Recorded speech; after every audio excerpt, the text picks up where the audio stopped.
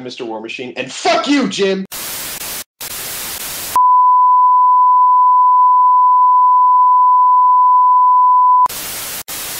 Hello, welcome to DarkMatch, and fuck you too, Backlash!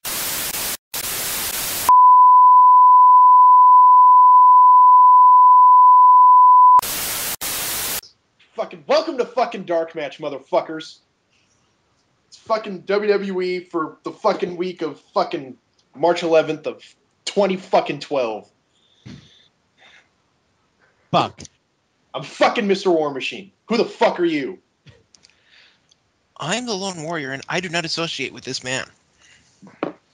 I am Jim the Rabbit Cow, and I am here because they pulled me out of the closet, I guess, and removed the gags. And I'm Tifus, and Mr. War Machine needs some Midol. And here's your Iron Sheik tweet for the day. My friend The Rock said the boots to the asses. Sheiky Baby said the asses to the boots. Or go fuck yourself, Ultimate Warrior. Not sure how that makes sense to put asses to boots, but Oh, all right. It's quite simple. You see, Okay. it's the Iron Sheik, man. All right. I'll bust past. So, hey, how about that WWE? That Monday Night Raw. Live in Boston. In the Garden. It's another fucking super show. Are you going to say everything's fucking tonight? Fucking perhaps. Oh, that's gonna get old really quickly. It hasn't? Anyways, it's another Older. super show. Anyways, it's another super show. They've been doing these a lot lately. I'm not quite sure why. It's probably just because it's WrestleMania, but It's a gimmick. It's a gimmick. Yeah. So, opens up. They mention how sold out. They're in the sold out venue, and Shawn Michaels' music hits, and he walks out to the ring. Apparently, they're kicking off the show with this. So let's see whose elbows he rubs with this week. Probably, I'm going to guess it's Triple H and Undertaker, but I'm not quite sure. My bet's on. I don't know. Swagger.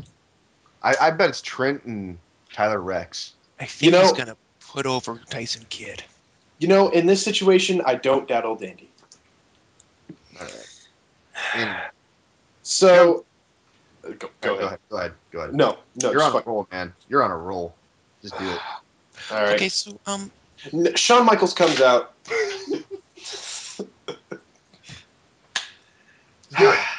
Shawn Michaels comes out, big pop as per usual, because he's fucking Shawn Michaels. Really? Yeah. Wow. Yeah, I don't know if you know Never that. guess. the crowd loves him, and he makes the comment that, I'm glad you guys do that. You guys do that because it gives me a chance to catch my breath. Because I'm not used to doing that shit anymore.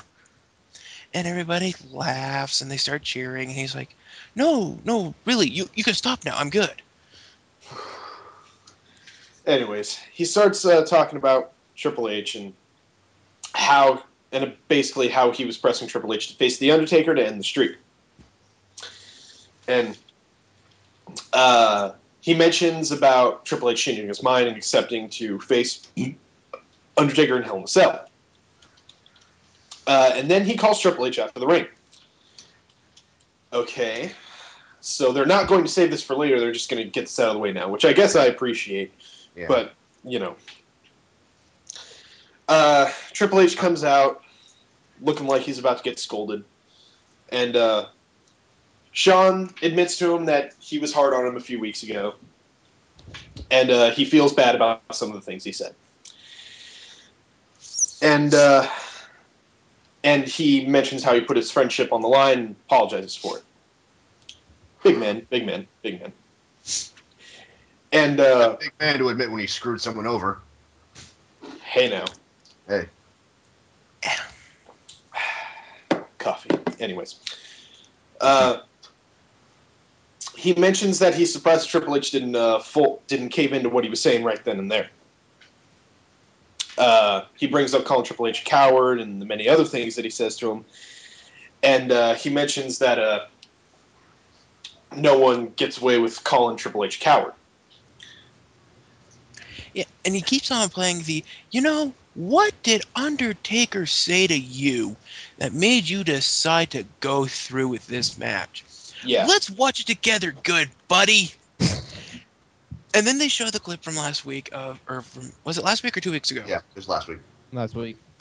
They show the clip of Undertaker basically saying to Triple H, "You're worse than Shawn," and Triple H getting the hair across his ass that, "Hey, I'm not worse than Shawn, you son of a bitch." And that's why he made the match. And they cut back to Shawn and Triple H, and Shawn's looking at him, and Triple H goes to say something, and immediately Shawn's like, "So that's all it took to get you to take the match, you bastard!" Pretty much. And Triple H is all like, "Well, that's not what it was about." And You heard that wrong. You heard that wrong. That's out of context. He brings up how he's responded to that. He responded to it that way because he's defending Shawn. So I guess he's pulling out troll logic here. I'm tired of people talking about you behind your back saying you couldn't get the job done.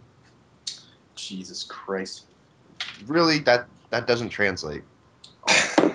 It makes no sense. Yeah, not in that context. If he said if Undertaker would have said, "You're scared that you can't get the job done because Shawn can't get the job done," yeah. Okay, fine. And you could even take that meaning away from what Undertaker actually said, but you have to think about it first. And I doubt that, based on the impulse decision that it seemed, Triple H's brain wasn't working that fast and that hard. And I doubt the people in Boston could put two and two together that fast. Yeah. Yeah. Hey. Yeah. Because you're That's stupid, Jim. Yeah. Your stupid face. You're No dumb. one likes. That's No one likes you. just me. Hey, I'll kick your ass in a cake standing contest. Yeah, that's about it. You're only on the show because Duos doesn't have a mic. Let's do the cake stand contest, and then I dare you to race me down the street. Don't drink it. All right. In Boston, we call that triathlon.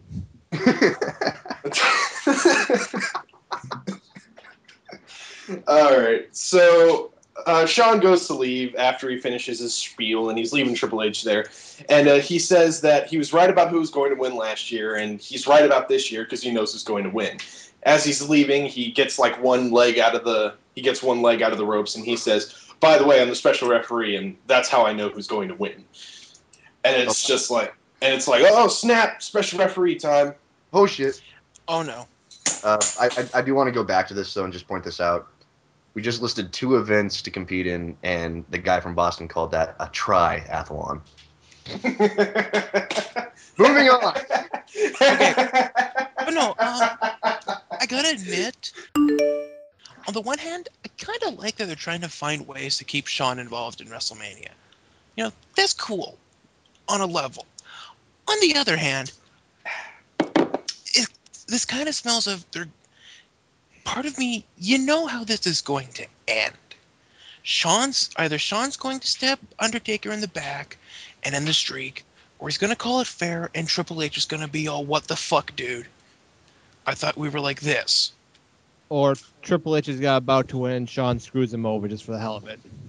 Do you know what though? It does speak to the competitive nature that the 2 of them have always had. Yeah, it does. It makes sense in the end. And it builds upon the thing between the 2 of them and the Undertaker that's been going on for years and years and years now. Who is the best? Who's the best from the Attitude Era?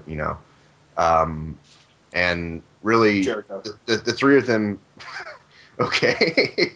to answer your question, sorry. Okay. It's debatable, but I don't think so. Well, as the 3 mainstays of WWE, the longest mainstays of WWE. Fair enough. These 3 guys have been at the top for over a decade. They've been allies. They've been enemies so many times, and you never got that definitive answer. And really, The ultimate test involving The Undertaker, whenever The Undertaker's involved, is facing The Undertaker at WrestleMania. And so far, both of them have failed twice. And in an unprecedented move, The Undertaker is the one making the challenge when the title is not up for grabs. So, Didn't he challenge Ric Flair? Yeah, but that was during Biker Taker's heel turn, being all, I'm Vince's man. Yeah, I guess. So we kind of gloss over that by choice. As good a match as that was, yeah, no. So it's building on that whole who's the best of the three of us, of the old guard. So yeah, I'd about agree with that. Yeah. But Shawn leaves. They start cutting a break, and they bring up that John Cena and The Rock, part 2. Well, no, it'd be part 4 at this point, wouldn't it? Part infinity. Jason, fucking forget it. Abandoned joke. The Rock and John Cena still coming later. Plus tag team main event. I'm assuming it's the main event at least. I don't really remember. Jericho and Daniel Bryan versus Sheamus and CM Punk. Ooh, that sounds like it'll be good. I haven't seen any of those matchups yet. Back to commercial. Yay! So back from break, out comes Santino Marella. God damn it! Santino Marella comes out. And, God damn it! Go! You go! Fine. Our first match of the night is Santino Marella versus Jack Swagger for the U.S. title. Out of nowhere. Yeah, literally, right the fuck out of nowhere. It's not unprecedented. Well, no, it's not, but still. I mean, I think it's more the matchup than just having it I think it's just the matchup than having a title match more than anything else. Well, you also got to remember this is the week of Teddy Long running Raw and Laurinaitis running SmackDown, so matches out of nowhere are to be expected. Yeah, I'd about agree with that. Makes sense. So, and we all know Santina is kind of Teddy's boy, so. Santina. At least we know, we're not going to see Laurinaitis at all day because it's Teddy's show tonight. Yeah. We won't have John Laurinaitis and David Otunga coming out and interfering in the match any. Lies! Stupid. Lies! Long story short, everything we just said does happen. And Teddy Long winds up punching out John Laurinaitis at ringside. And then miraculously, Santino wins the U.S. title. Santino is our United States champion. I don't have a problem with this, to be quite honest. If this had been before Elimination Chamber, yeah, I might have had a bit of an issue, but Santino's actually been good lately, and he's always been good as a wrestler. It's just his gimmick and this being what it is. It's going to be tough to keep it fresh and relevant and important. He's going to have to turn a little bit more serious at some point to maintain longevity. Yeah, and that's kind of what I mean. They've made him more serious, so it's not like a little bit more. It's not like, say, Hornswoggle winning it. He's kind of moving into the Zack Ryder territory of still being kind of a goofball and fun, but being a more serious competitor. Yes. Oh, God. And anyway, after the match, Laurinaitis interrupts the celebration and yells at Teddy that this is his show, and Teddy's like, nope, it's my show. And he calls down security to remove Laurinaitis from the building. Come security. Yep. 2 guys that Laurinaitis probably hired are removing him from the building. So after we saw the greatest thing ever, the celebration. So there's Santino celebrating and crying with Teddy, Kofi, and Oksana. Yeah, and then they cut to they say that The Rock's going to be up next. He's going to be giving us a history lesson. Well, Jesus Christ. Go to commercial. And so begins one of what is it, 2 or 3 segments of this? 2. Oh, just 2? Yeah, it was Yeah. 2. It felt like more because they got old fast. Yep. So they cut to when they come back, they cut to footage of The Rock out in Boston earlier in the day. He's got a history lesson for Cena, and he starts talking about, in 1773 they had the Boston Tea Party. He says that tonight he's gonna have a party of his own. He has a bunch of Cena merchandise like watches and cologne and the John Cena lawn gnome. So just starts throwing it into the water.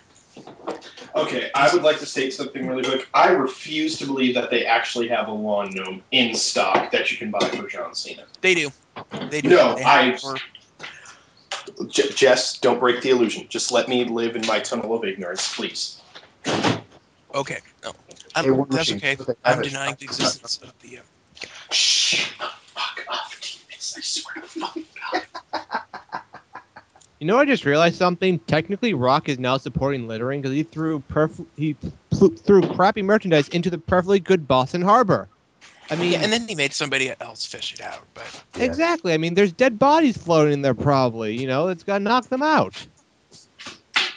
Boo. Hey, the You Boston- suck. Have you seen the Boston Harbor? I've been there personally. It is Wait a brown. minute. Hold the phone here. You live in Boston, and you've been to the Boston Harbor?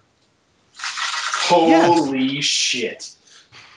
was a fuck. I'm sorry we're picking on you a little bit, Jim, but you're the new Hey, guy. it's okay, dude. Don't worry. I've had much worse. We love you. Oh, I'm sure you have. Yeah, basically it's a Rock saying, the revolution begins tonight, and everyone's sick of Cena's trash being shoved down their throat, and the people's party's gonna start tonight. Hey, you want to know what people hate being shoved down their throat more? Your stupid fucking feud with Cena. What the hell are you doing over there, War Machine? Making more coffee.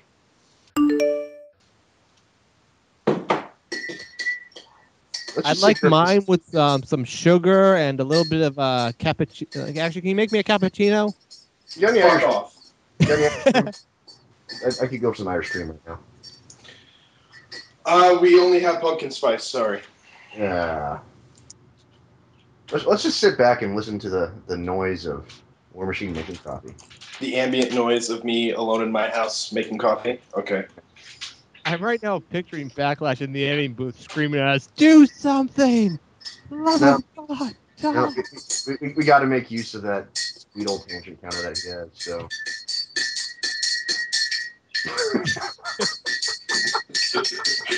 Are we really doing this? We're doing this. Really? Yes, we are. Son of a bitch. And with the Hey, it's a lot more entertaining than the Rock's promo. So, I'll give you credit there. you actually, how much coffee do you put per thing of water? Like, what's your ratio? 8 to 10. Okay. Because the pot we have doesn't make it right if you don't fill it up all the way. So like 8 to 10 is pretty much the limit. Okay. It also kind of depends on how fucking tired I am because I've been fucking a zombie all day. Jesus Christ, I've been yawning since I fucking woke up. Okay. So anyway, how much sugar do you put in? 2 or 3 spoonfuls. Okay. Lone Warrior, let them talk about this because the next match is the Divas match. Yeah, any cream?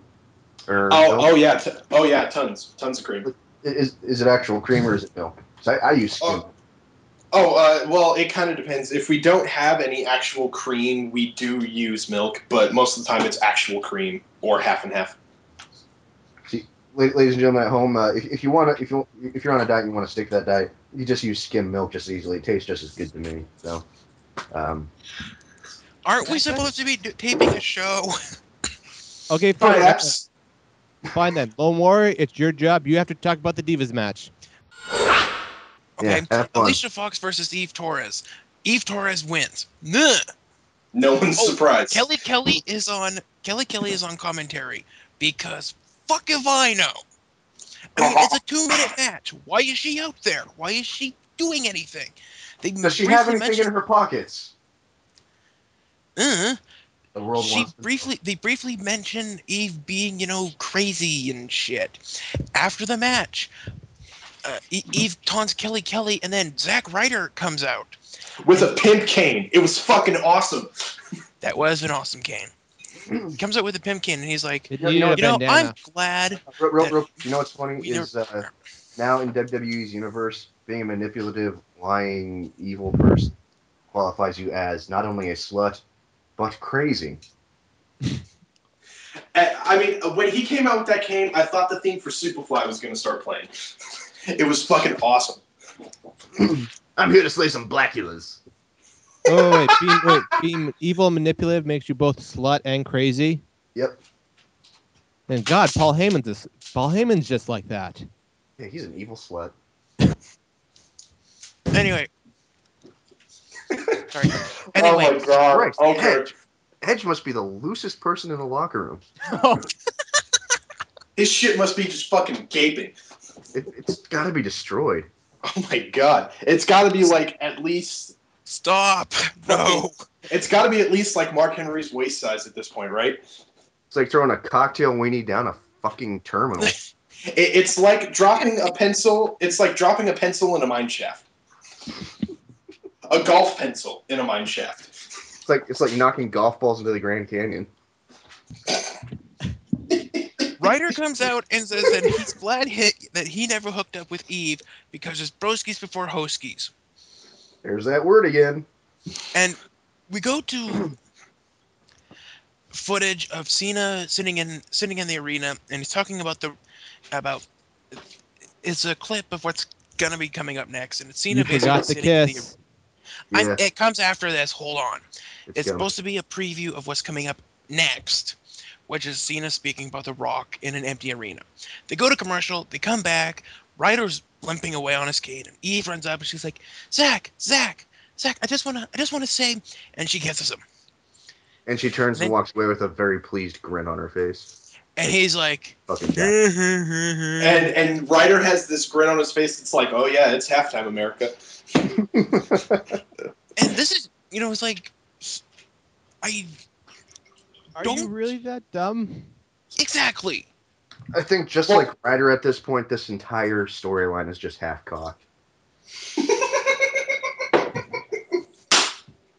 God damn. Yeah, he was definitely 6 to midnight, if you know what I'm saying.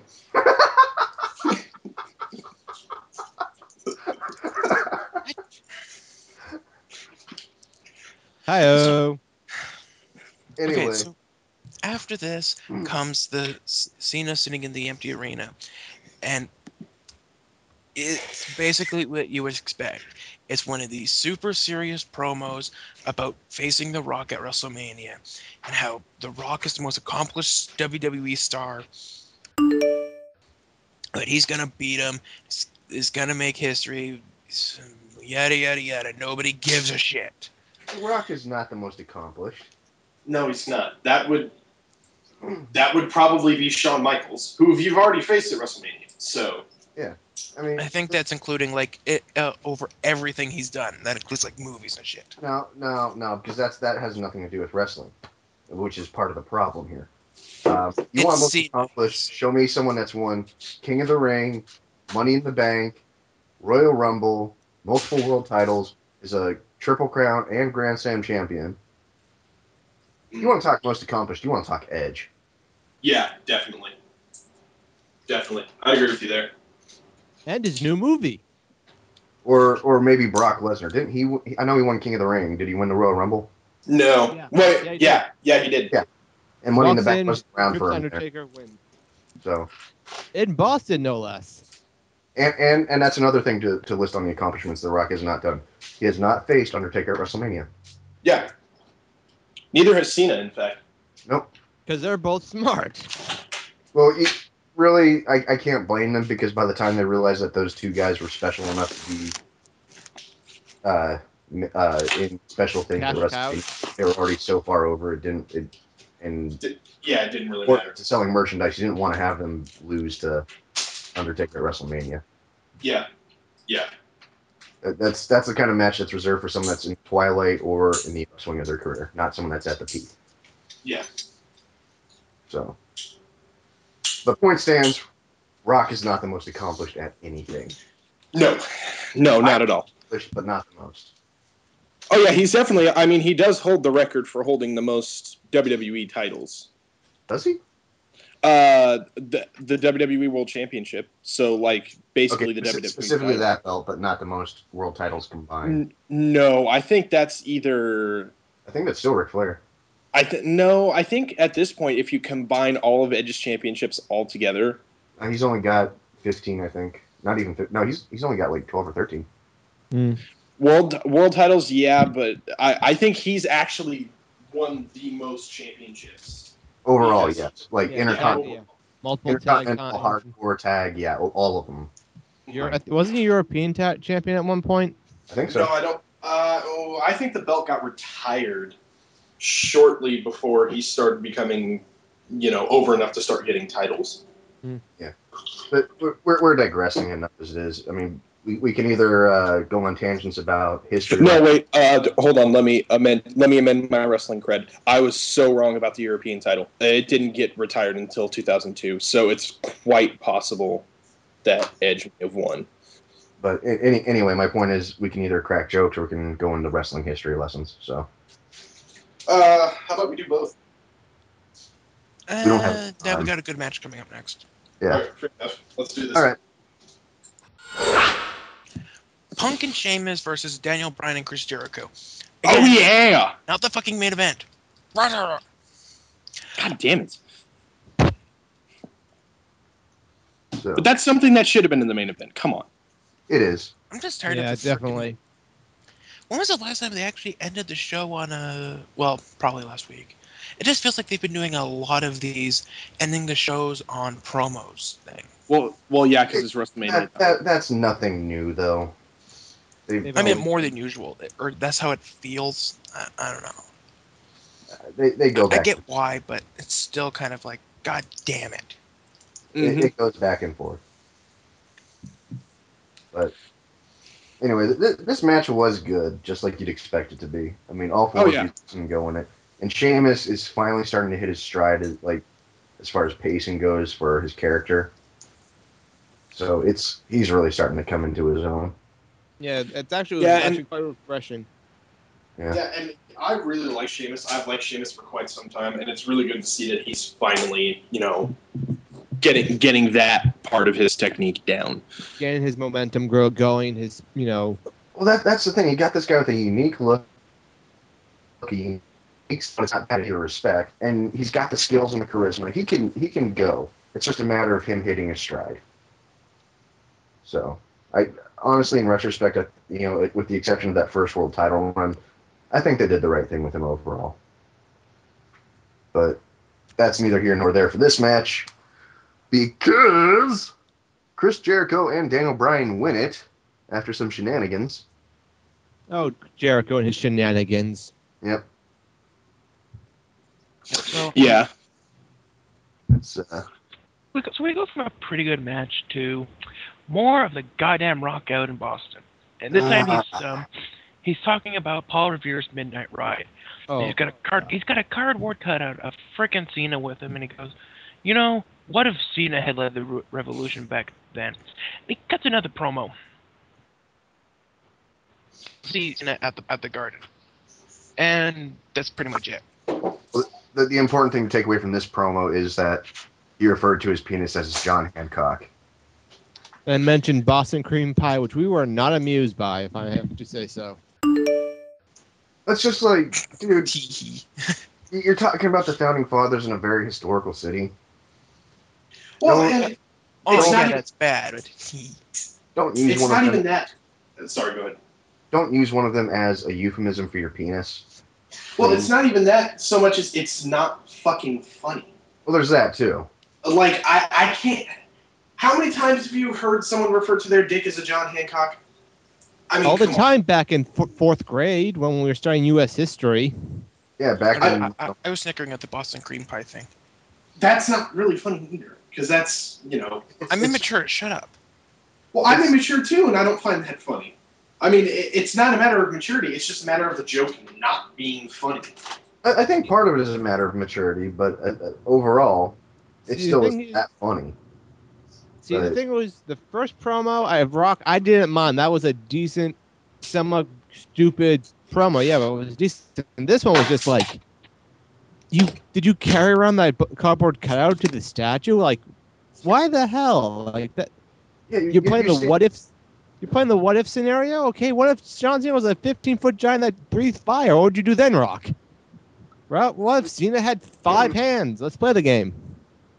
To me, I'm not even offended by it. I'm just annoyed by it. But you don't go stand on at a memorial site for a very globally significant historic event, and really it's by extension globally historic and important. It's really more important to the U.S. But overall, you know what I'm trying to say. You don't stand there and start referring to your penis as different founding fathers of the nation. Yeah, it was. It's just. It's not. I don't want to call it offensive, but it is just tacky and it's lacking creativity. And all it's doing is proving Cena right. He's been coming out for 2 weeks now saying, "Hey, Rock, what are you calling your penis this week?" You know,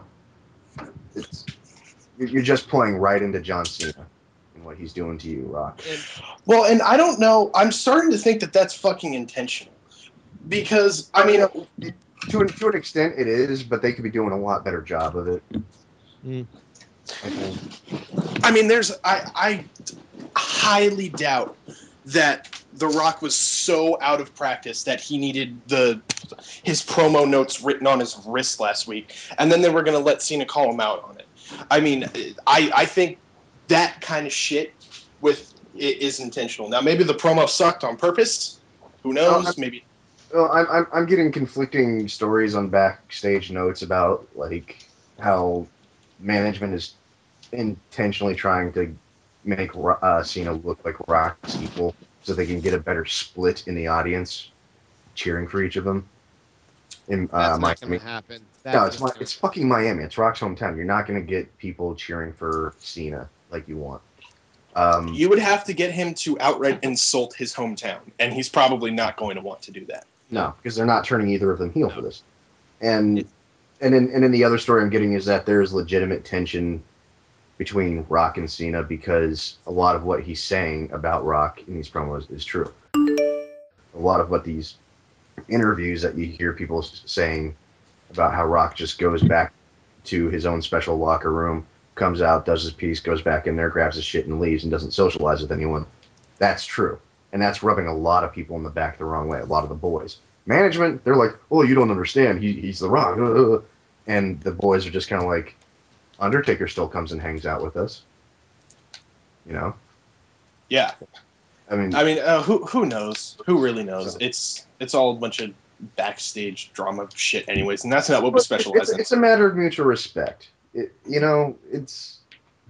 accomplished a lot, but you have to go out and interact with younger guys to help build them up a little bit. You know, get inside their heads and say, hey, try doing this, you know? Like, I thought about that. Well, no, I understand what the issue is, and if that is actually the case, I would agree with why the guys backstage are upset, but, you know, I don't, since no one really knows what's going on, and honestly, no one will really ever know what's going on. Like, just because there's a consensus on a theory doesn't necessarily mean it's true. No. You know what I mean? I agree, yeah. But at the same time, I could see a lot of legitimate tension brewing just between Rock and Cena from the standpoint of Rock walked in here and he's getting these main event things. He's getting thrust into all these other angles that could be great, a lot better than they are without him being, forced into it like his main event last year at WrestleMania is. And he's getting all the special treatment. He doesn't actually have to show up to do anything. Whereas Cena probably doesn't remember the last time he spent more than one night in his own home in a row. Yeah. Because he's out promoting, he's out doing tours, Make-A-Wish, all this stuff. Bad storylines with Kane. Yeah. And like, he's, like, the thing is, you look at the two of them, Cena is all about promoting the business, all about, not just himself, but everyone in the locker room in its entirety. He goes out and does all this stuff. He goes to Vince McMahon and says, hey, this guy looks pretty good. Let's give him a shot at a little bit higher spot in the card. He does shit like that. It shows he does shit like that. And you turn around and you get The Rock just walking in. I'm in the main event. Well, and I don't even think it was really a demand so much as No, Rock. I'm not saying it was a demand, but it's just Rock is by and far not the first person to accomplish what he's accomplished. He's not the only person to ever achieve that level of stardom. And the way this storyline's been going for a whole fucking year, it's just like I would be annoyed if I was the one having to go out every few weeks and having to keep the storyline alive while Rock is off doing Hollywood shit. Yeah, especially with the way that they've been doing it. It feels so forced and just beaten into our fucking skulls that, Rock's going to be here, guys, we swear. It's Via just... satellite. The Rock is here via satellite. Yeah. It's just Bring kind of it. a letdown. See, the way I see management is they're trying to get Cena to basically be like what happened with Rock versus Hogan, where Hogan was the clear bad guy that no one was supposed to like, versus The Rock, who's supposed to be the face. In the entire match, people were booing The Rock. That's what they want happen this, and they want people to cheer for Cena, not The Rock, and it's just not going to happen. That's not going to work because he's the fucking Rock. It's like the Hulk Hogan situation. You're not going to turn Hulk Hogan heel, no matter how monstrous. Well, he was, but they still fucking several years at that point. Well, they were still cheering the shit out of him. They weren't so much cheering for Hogan as they were cheering for the Dream match itself. Yeah, they were excited to see Hogan back with, Hogan left WWE, and he was like, I'm never coming here again. People want him back, and he comes back, and like, holy crap, he's back. He's a bad guy, but he's got to be facing The Rock. We want Hogan to win because he's nostalgia. We remember Hogan. Remember, vitamins and, brothers and all that stuff.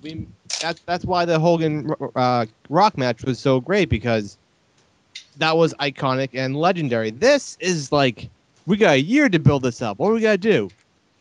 Cena will fight Kane. Cena will have title. He will lose title. And CM Punk will become the biggest hero of them all.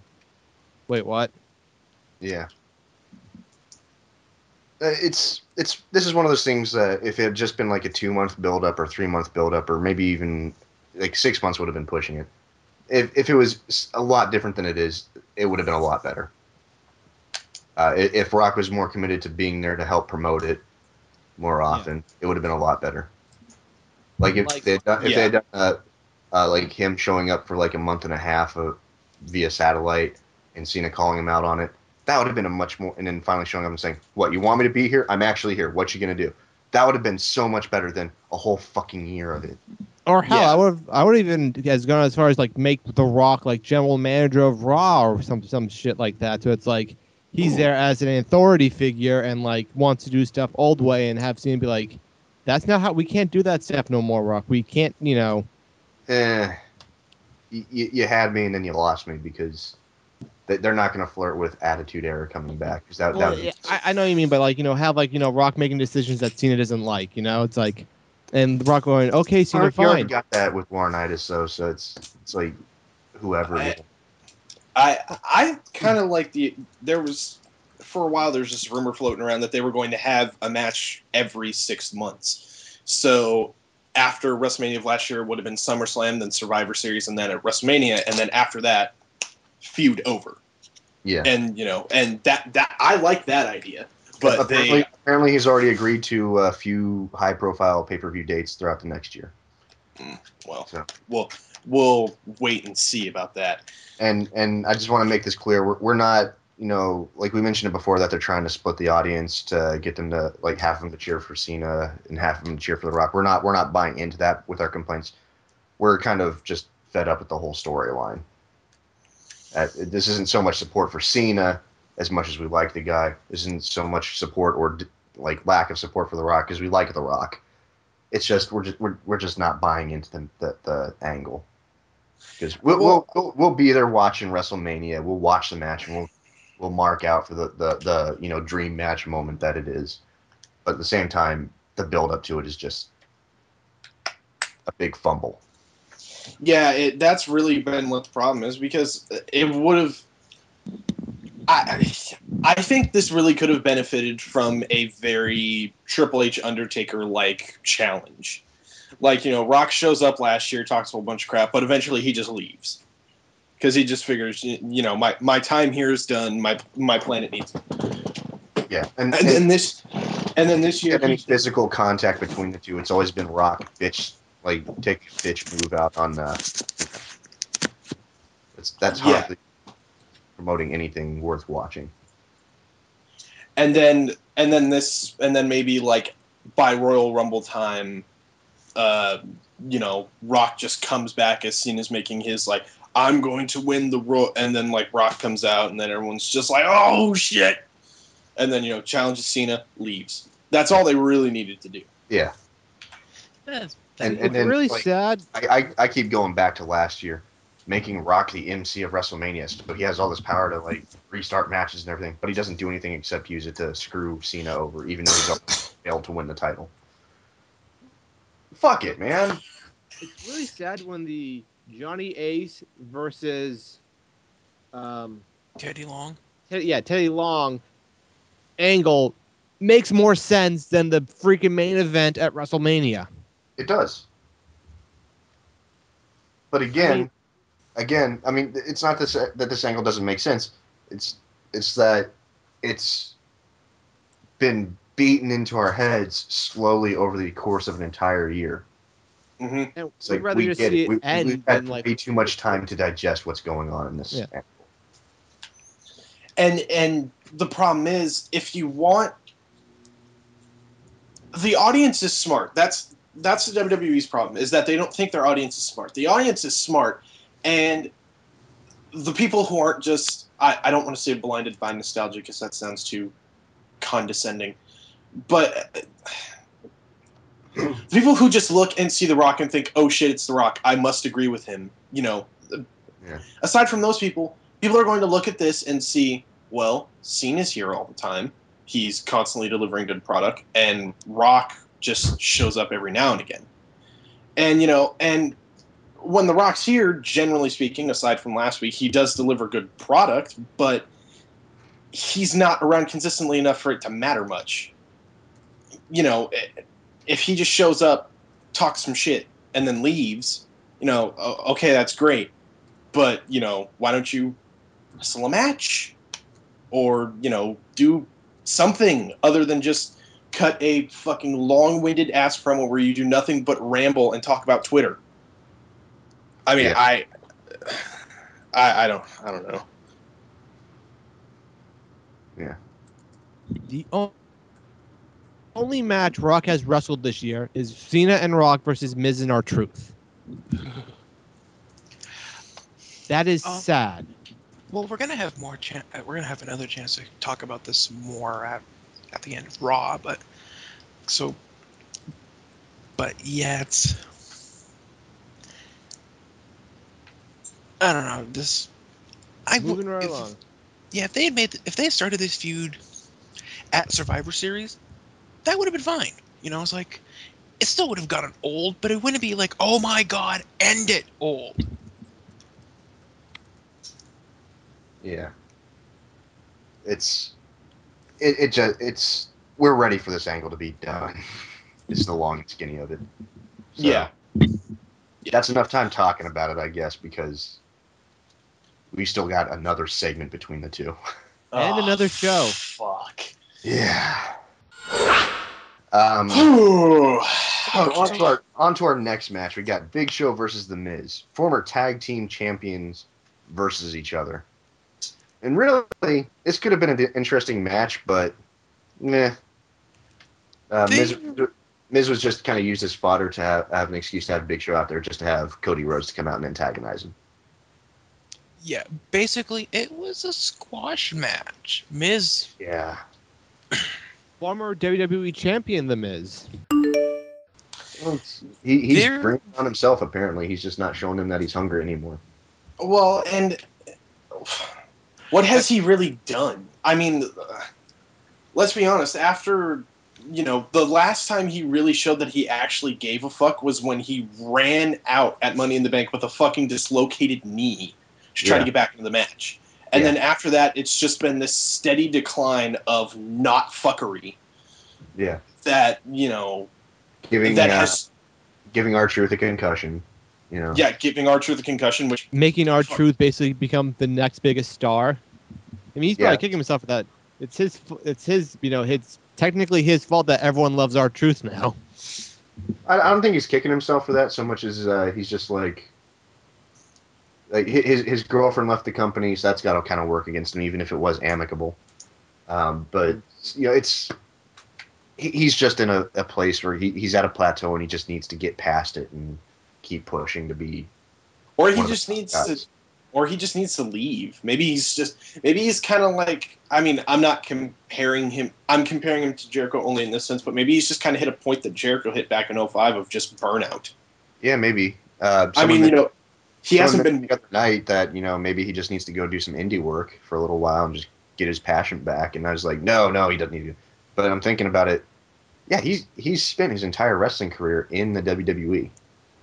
Yeah, I mean, maybe he just needs to, take a breather. See some other places. I mean, he doesn't strike me as a guy who spends his money willy-nilly, so maybe he's just done with wrestling. Maybe he's determined that there's, something.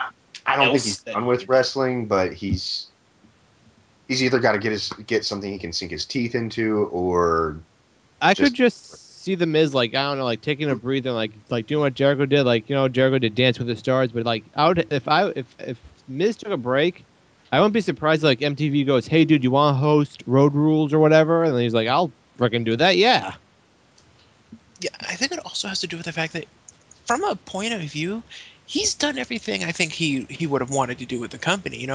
He wrestled, he became champion. It's like there's not multiple champion. You think it's like Brock Lesnar syndrome?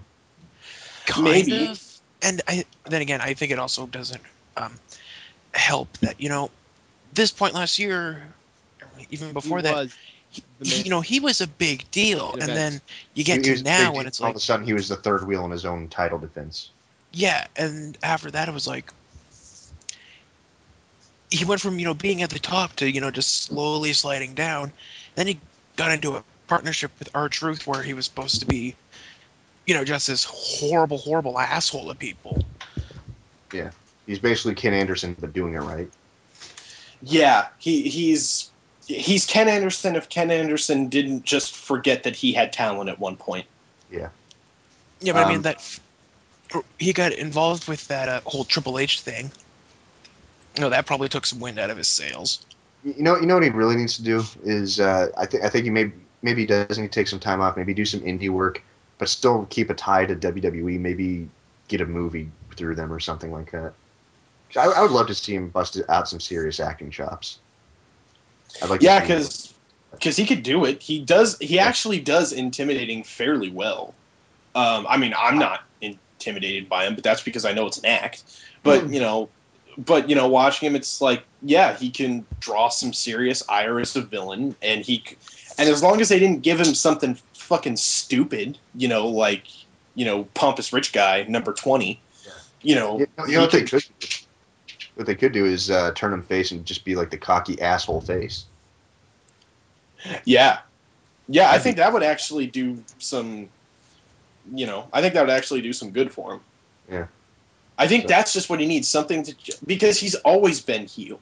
He's never been a face. He needs a change. He needs to shake things up. So, but yeah, that's pretty much that.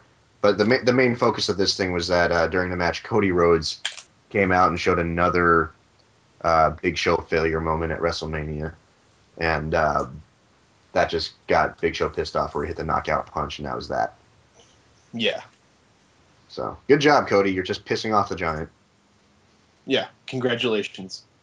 Is this gonna be his new shtick where he just does that? Like he has like this week, like this time, he's rivaling with let's say, I don't know, Sheamus. He's like, here's some embarrassing moments of Sheamus. Well, he's been doing this with the Big Show, and with the Big Show, he's actually got some material for that because Big Show's got probably the worst track record at WrestleMania out of anyone. Whenever you think of embarrassing moments for Big Show, I automatically go back to him dressing up in a kilt, coming out to tag team with Angle, and Kurt Angle's like, "What the hell are you doing, man?" Yeah. That's just it, though, because Angle's already kind of, not Angle, Big Show's already kind of diffused what Cody's doing by saying, dude, go ahead. I'm not ashamed of any of this shit. I'm a funny guy. Have you seen my movie? I can laugh at myself, so I'm okay with this. You're not really doing anything. You're just trying too hard. Yeah, so, Big Show wins. And we go to another Rock promo. It's the same old shit. Moving on to the last match of the night, R-Truth versus Kane. Oh, no. They hype up that Shawn Michaels is going to have an in-ring confrontation with The Undertaker next week. Ooh. So that ought to be something. And so they cut to R-Truth coming out to the ring, and Kane makes his way out. And they show footage from last week of Kane attacking Orton because Kane. Evil, random, And Kane. It's another quick match. Truth gets a little bit more offense than The Miz did in his match, but still another quick match, just trying to get the big monster over. You know, that's all it really was. And he gets the choke slam for the win. Nothing special, nothing amazing, just kind of the staple moves from both of them. Yeah, so after the match, Orton's music hits. He comes running out and he hits Kane with the RKO. And then, kind of, I guess, to bring more reference back to last Friday, he takes a mic and he goes, "It's good to be back." And then drops the mic and it's like, okay. So they're clearly building up to Orton versus Kane for WrestleMania or something. Yeah. Why? Yeah, you see, there's so many better places they could place him. No, God! No, God, please, no! No! No! No! Like, I guess that's why I don't understand. I mean, I get that you would want maybe one of your biggest faces in the company at WrestleMania. Yeah, I totally get that. Yeah. But why Kane? What the fuck is Kane retiring? No. But see, that's the thing. They brought Kane back, and he's got this new look, so they have to use him. They have to make him high profile. The problem is they used him in this filler feud with Cena that really didn't amount to anything, and all of a sudden, and really Zack Ryder's the one that bore the brunt of it. But even so, just a couple weeks after the fact, Zack Ryder's back, and he's almost as good as new.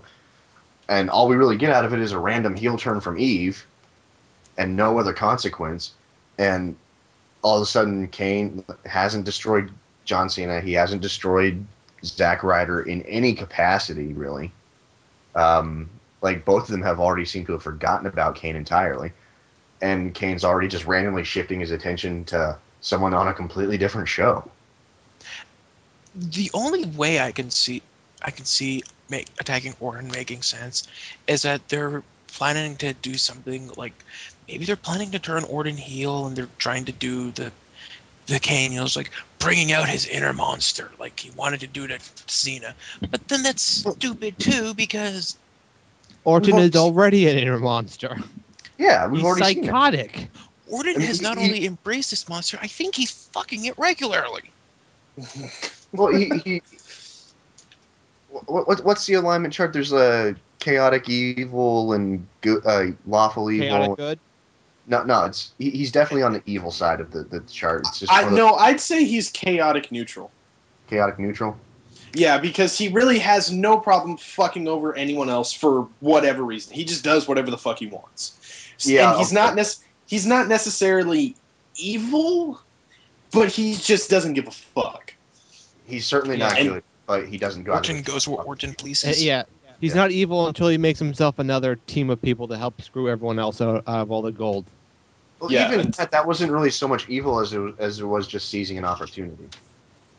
And you can't necessarily blame him for that. And the thing is, this is what drives me nuts because I already went into it about like the Cena feud was such filler.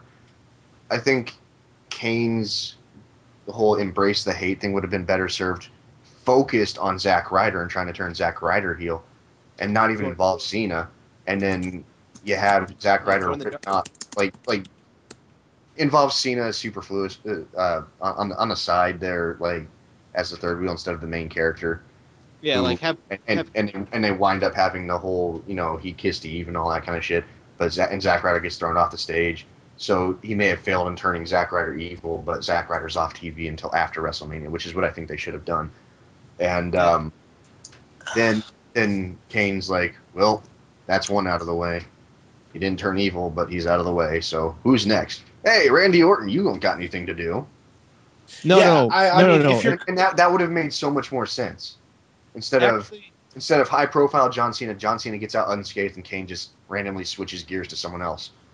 First he attacked the tag teams, then he went after Orton. Yeah, but you get what I'm saying, though. Yeah, I get what you're saying. I think that would have been a much better way to use Kane in this time. Yeah, and Kane could come into this just like with Zack Ryder. If I don't turn you, I'll just destroy you. So pretty much what we have is Kane is Emperor Palpatine with little to no direction. Mm-hmm. Pretty much. Kane is Robot Chicken Emperor Palpatine. Yeah. Well, then we get okay. So we're finally. Oh God, you must smell like burnt dog. We're finally get to the final segment, and it's fucking Cena in the ring. Cena comes out, and the crowd is cheering and booing him, and he kind of turns to the camera and goes, you never know I was from here. That's what I like about Cena. No matter what the reaction is, he's just like, yeah, fuck it. So he goes down the ring. Yeah, he's been doing that a lot lately. I don't know if that's new or not, because when I'm not for years, but it's getting more and more pronounced. But they're always funny. Like, they're always funnier than his promos. I don't know why they seriously don't just let him go out there and just they're starting to let him do what he wants more, though. He's starting to get back into a little bit edgier territory, and I think it's partly because he's been the guy for 6 years now, and these little kids that used to love him and the little kids that do love him now. But most of his original fans are starting to grow up a little bit. So his humor needs to grow up a little bit with them to keep him. He can still appeal to kids, but he's just got to be a little bit edgier to keep it. And I think you're going to see him be a lot more comfortable not having to be so kid-friendly. Yeah. So that's what we get here. Because this promo is just a role reversal from last week. Like with Rock did the long thing last week, and Cena came out and did a quick thing and left. This week it's the opposite. Yeah. What were you saying? I personally think Cena is bipolar. I don't think so. Just the way they did the promo is he does this whole I got all this stuff, I got the weight of the world on my shoulders, I gotta do this or else I fail. Then he comes out. So Rock, what you call your dick this week? It's like he's coming out making jokes, being entertaining a little bit, yeah, but it's like, dude, you just did a serious promo and you come out here singing and dancing. Well, you have to remember that promo was from earlier in the day. Like, this is before he would have seen any of the stuff from The Rock. And then as it comes out to later, and it's like, man, Rock's making himself look like an ass. And it's not really bipolar. It's Cena explaining all the stressors in his life, all the things that he has to answer to, and the reputation he has to uphold. And this is how he's responding to it. And that's fine. So anyway, the promo is he comes out and he talks about The Rock's segments earlier and how, The Rock, he did what he had to be. He was electrifying, he was entertaining. But he says, what is The Rock really trying to say with this stuff? Because, he's acting like the situation. He's trying too hard. Last week, The Rock cut a 20-minute promo just to, get trending on Twitter. And which he didn't accomplish. Sorry, I don't mean to interrupt you. Which he didn't accomplish, by the way. No, he didn't. He was trying to trend on Twitter, and he comes out, and Cena comes out, says a few words to him, leaves, and The Rock just starts stumbling over himself. Yeah. And he really did. Which again leads to the thought that might have been intentional, but I don't know why. They want to make Cena look good. Well, if they ever let The Rock, be The Rock, just like, absolutely unload. And there's a theory I saw before that's basically, what the fuck can Rock say about Cena? Everything that he could point out about Cena has been said to death about Cena before. And Cena's come up with plenty of responses to it. All Yeah, logical. Yeah. On the other hand, you've got Cena, who's got this huge fucking treasure trove of shit he can say about The Rock that hasn't been said before, that will come off as, edgy and controversial. So it's like, Rock's already gone into this with kind of a handicap. Well, but you see, the thing is, Rock can take all those things and spin them into something. He can say the same thing, but make it seem like it's never been said before. And he's very good at doing that, but the problem is they're handicapping him so much to make Cena look better, when really, if you just let those two go out there and verbally have it out, it would be without a doubt one of the most entertaining non-wrestling segments of the night.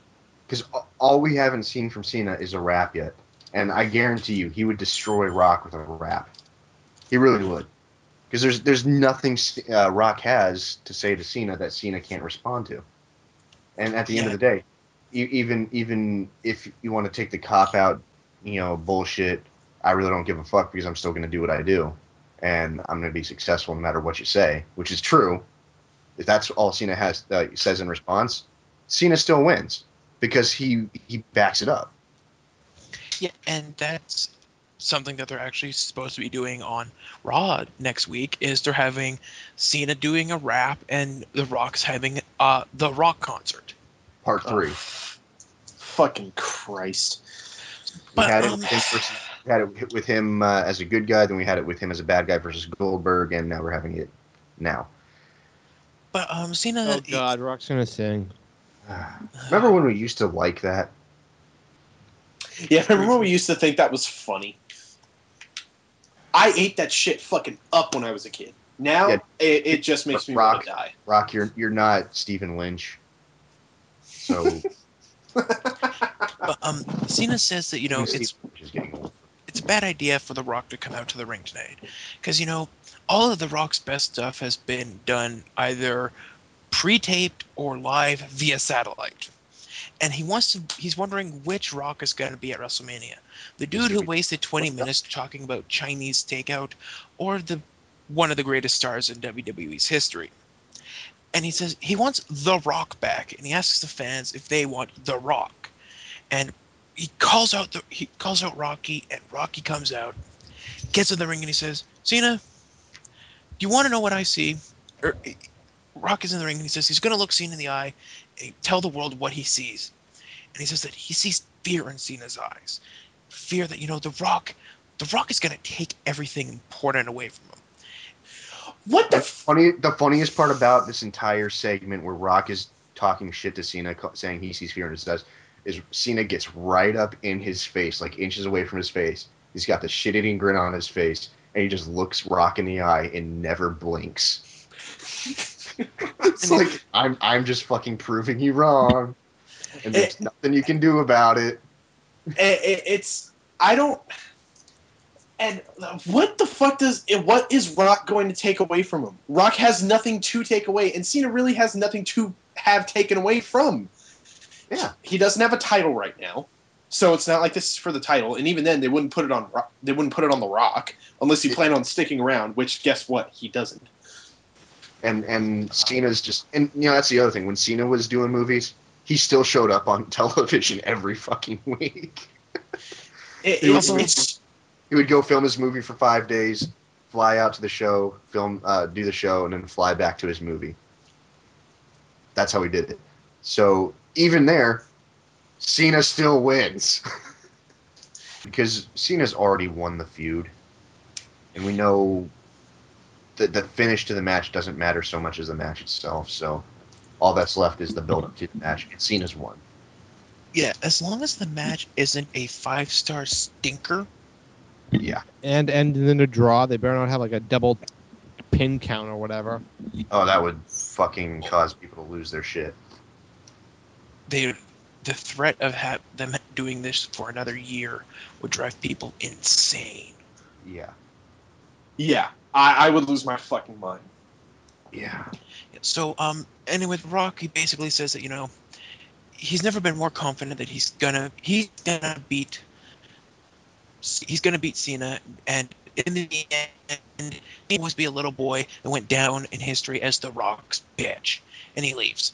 And Cena, you know, he kind of stops being goofy, and he gets really serious. If The Rock thinks that he's afraid, he's lost his goddamn mind, and that, you know, he's the son of a bitch that'll make history at WrestleMania by beating The Rock.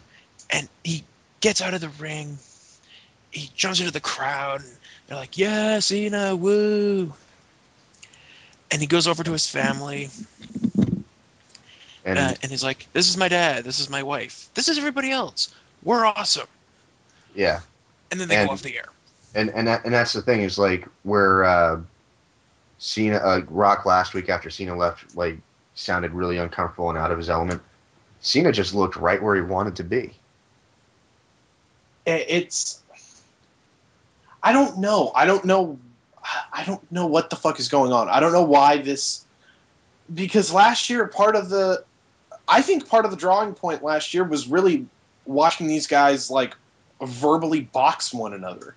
And that was really entertaining. And I don't know why that's taken such a sudden fucking nosedive. And, you know, it hasn't taken a nosedive except on Rock's end. Well, yeah, that's what I mean. It just... He's making his points, but he's just not... It's not good. It's not good. And I don't know why. It's because the fans have a certain expectation, and he's not meeting them.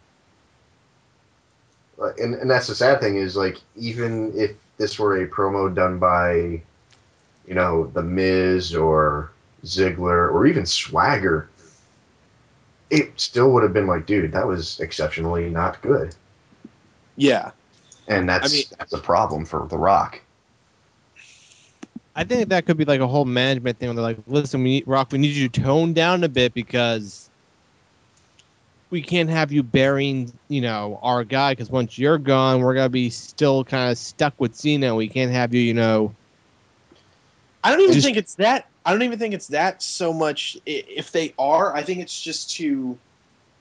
Because, I mean, let's be honest, if The Rock really wanted to, he could verbally fucking destroy Cena. Oh, God, yeah. But Cena could come swinging right back, though, easily. He could, but it just wouldn't... It just wouldn't have the same impact at that point, I think. I think that he'd have to go... I think it would make it much more interesting. I don't think either of them would really destroy each other. It would just hype the match so much more. It would hype the feud so much more, and it would be so much better. Because back when The Rock was doing good, when he dropped the Fruity Pebbles line, when he had little Cena kid in his apartment and everything, it was good. It was great. You're just like, ooh, holy shit, how is Cena going to respond to this? And then Cena comes out and gets a fucking Fruity Pebbles endorsement deal. It's just like, you know what? I don't have to sit here and take it. I can make money off of it. Fuck you. So I think they can hold it, like you said earlier, if they just let these two go at it uninhibited, it would be great. I don't think either of them would suffer for it in the long run. Because fans that like Cena are still going to like Cena, and fans that like Rock are still going to like Rock. Cena's still going to get booed. It's like even back when people like comment about, you know, Jericho's debut or Booker T's debut in WWE where The Rock goes, who in the hell are you? Shut your damn mouth. No one cares. Those guys didn't really suffer for it. They really didn't. Like you can make the case that they still shouldn't have done that just because they could have suffered for it. But when you get someone that can hold their own on the microphone and really captivate the crowd like Booker T and Chris Jericho can and John Cena can, it's like losing to The Undertaker when you get insulted by The Rock. You're not going to suffer for it. I mean, so long as it was good. Yeah, but if you send fucking Tyler Rex out there to get insulted by The Rock, yeah, future endeavor next week. And that's just the way it is. I actually kind of think that in their heads, the WWE creative, whatever, whoever's behind this, basically looked at it and went, if Rock destroys Cena on the mic, the fans won't love him anymore, and we're screwed. So maybe we should have Rock not destroy him. the way maybe, that but the Rock can. I don't know. that's the It's a problem. stretch. I, but- I could see that being the case, but at the same time, I'm not saying it's not the case. I'm just saying there's no need for it, in my mind. I think these guys can do it just fine. Yeah.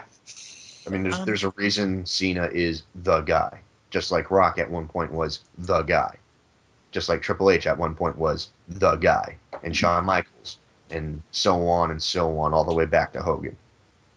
Yeah. Because they You killed don't the other become guy in that the episode. guy because you can get taken down in a string of promos. You become the guy because anyone can say whatever they want, and you have something to say back.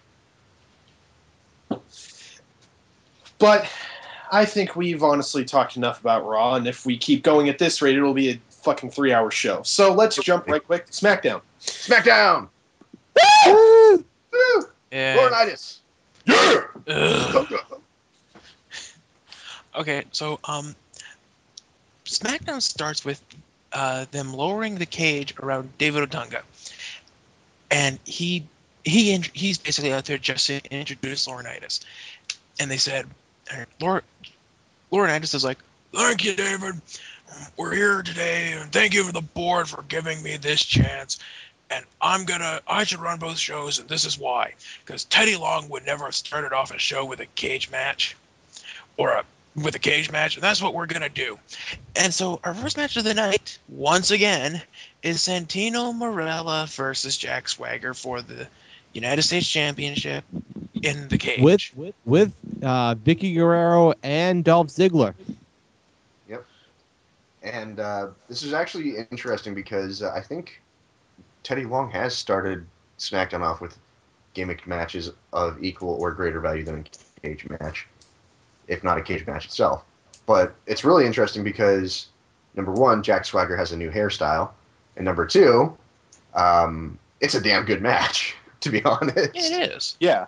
And it's not even a matter of Santino Marella carrying Jack Swagger, because their last match was pretty damn good. It's like Swagger can go, he can. It's just hard to take him serious when you put a mic in his hand, and that's his downfall. He could be a main eventer, a perennial main eventer, if he just cut better promos and didn't sound like he did. And to be honest, I had the same I guess I was in the minority, but I had the same opinion when Brock finally spoke. It's like this big, I know, kind of guy. He sounds like And then he this. speaks. Well, it's the same thing with Bobby goddamn Lashley. It's like, Yeah. here's this huge, muscular motherfucker, and then he speaks, and he kind of sounds like Daffy Duck. It just reminds me of back in advanced individual training for the Army. In my class, we had this one guy, this big hulking motherfucker, big, fat, huge, all around just big guy, tall, like as big around as he was tall, and he was a tall motherfucker too. He could carry two of us on each arm and not have a problem. And but whenever you heard him yelling down the hallway, because they kept the females and the males separated, someone would hear him yelling and not know it was him, and yell, "Female on the floor!" to warn everyone to get their pants on or whatever they were doing. And it used to piss him off so much. But that's the exact same effect I have from these guys.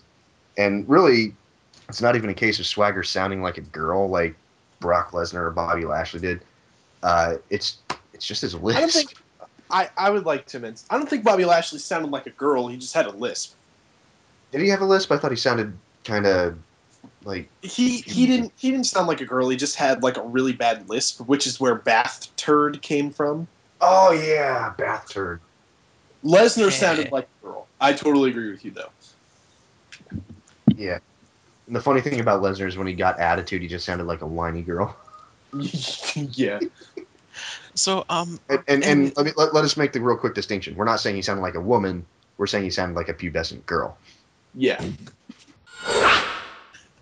So anyway, highlight of the match was Dolph tries to climb into the cage, and Santino puts on the Cobra sock, and he hits Dolph with the Cobra on his hands to get him to drop off. And the referee's like, "Okay, that's goddamn enough. Ziggler, get the fudge out." And see, that's the funny thing about the Cobra and the little gimmicky shit that Santino does is if he did the same thing over and over again, just got real formulaic about it, like a lot of Ric Flair's matches anymore are, it would get old really fast. And we forgive Rick because Rick is fucking older than fucking... He's Flair. He is. Yeah. He's older than dirt, and there's not much he can do, and it's just amazing that he's actually getting in the ring at all anymore, even though we kind of wish he wouldn't anymore. But with Santino, he's keeping it fresh. He's doing some creative shit with it. He's using it in interesting, like, I didn't even think about using it in that kind of a spot, like going after the hands to get him off the cage. You know, that's kind of cool. So that right there just speaks to the creativity of Santino. Yeah. And why he's a valuable person in the locker room. But Santino wins when Vicky goes to she grabs the cage door to, smash it into Santino's head as he tries to leave. But Swagger's head gets in the way first. And so she waffles Swagger instead, and Santino escapes. And she just looks pissed off. Yeah. And Santino goes up the ramp, and he starts celebrating with Teddy Long. Because apparently, you're not the fucking general manager means I'm going to show up anyway. Fuck you. Well, hey, Laurinaitis did it on Raw, so turnabout's fair play. True. But and Teddy also got... Laurinaitis could throw him out of the building just like he did, but he didn't. That's his own damn fault. Okay. So after this, we cut backstage, and Laurinaitis is in his office with Otunga, and there's a knock at the door, and in comes Teddy Long, and they basically cut the whole, I'm going to be the general manager. No, I'm going to run both shows. No, I'm going to run both shows. Well, if I told you last week that Kane is going to wrestle like Sana, why? There, and Teddy goes, Wait, why? Whoa. What the fuck? Yeah, I guess last week... Laurinaitis announced that on tonight it's going to be Kane versus Oksana in the main event. Because Laurinaitis is an asshole. Oh, it gets dumber. It could be good, but because of who is involved, it's just it's stupid. It's really stupid. And just like, oh no, I don't know who else is going to be involved in this match involving Kurt Angle, who's in a feud with somebody. It's kind of obvious what's going to happen when it comes out later. Oh, wait. Taylor can't book that match. It's against the rules. I've played WWE 12. You can't make a guy wrestle a girl. Not. Shut up, Jim. Shut your fucking mouth. Don't even bring WWE 12. You're about to become Skippy too. God, get the fuck out of here. Hating WWE 12. It's canon. Okay. Anyway, no, I know. So Teddy says that he doesn't want Oksana to be put in harm's way, and that he just wants to get along with this is between Long and Laurinaitis, and Laurinaitis is like, can we put bygones be bygones? And Laurinaitis goes, no, and Teddy's like, well, I don't want Oksana to get hurt. We'll say please, and Teddy says please, and then Laurinaitis is like, well, I never got an apology for what you did last week. So Teddy apologizes, and John says, that's not good enough, bitch. So we're going to settle this in the ring. Yeah, we're going to have Teddy versus Laurinaitis. And it gets dumber. So Teddy's like, okay, well, if I win, then Oksana doesn't have to wrestle Kane. And Laurinaitis goes, no, if you win, Oksana faces Kane. And Teddy looks at him and goes, what? And I think that's what I was thinking too, because I must have zoned out during this promo at some point. Because it actually makes perfect sense because he's trying to exert dominance over Teddy Long to try and impress the executives in one of the dumbest fucking ways possible by putting a stipulation in which Oksana's safety depends on Teddy Long laying down for Laurinaitis. So Laurinaitis gets the win. He looks good to the executives, but if he loses, then Oksana has to face Kane. It's kind of bullshit, but it's good manipulative heel kind of shit. It's just not executed properly. That was my problem. My problem was just that when I had first heard it, it was like, wait, what? Why? What? Yeah. So because Yeah, making a helpless woman fight a crazy monster will really impress the board with women's rights and stuff. God No, damn it. that's why it's kind of sloppy. They Incredibly kind of sloppy. Anyways. anyway. They go to commercial, or no, they don't go to commercial. Then they recap the Triple H Shawn Michaels promo from Raw, which went on for fuck. It felt like it went on for. I think they recapped 95% of it. You guys, we've only got a couple weeks left till WrestleMania. Get ready for recap heaven, especially on SmackDown. Oh yeah, fuck. Yeah, you may as well get used to that. If SmackDown was the recap show before, holy shit, it's going to get a lot worse before. Yeah, I know. It It's just always gets exceptionally worse this time of year. yeah, it's just one of the things. Where I was like, God damn it. So That's part of why they go to commercial. They come back, and they bring up that hey, on Raw on Monday, Shawn's going to be confronting the Undertaker, Woo! and then they cut straight to to nothing. Drew McIntyre, and he's going out to the ring, and he's dressed to wrestle. So it's like, wasn't he fired last week? And so Drew gets in the ring and he grabs a mic and he says, you know, Teddy, I talked to Laurinaitis. Or, pretend this is the good accent impersonation. Pretend this is good. Hey, Teddy, I talked to John Laurinaitis. Yeah, you fired me, but I talked to John Laurinaitis, and he's got to give me one more chance if I can beat my hand-picked opponent. And at first, the Great Khali's music hits. And McIntyre gets this look on his face like, oh my God, really? And Khali's coming out and he's like, I am Great Khali, woo! And Otunga comes out and he's like, whoa, whoa, whoa, whoa, whoa. Calm down, cool your tits. This isn't what's gonna happen. Khali, take a seat. Khali's not in the match. He's just out here, for shits and giggles. Here's your real opponent. And out comes Hornswoggle.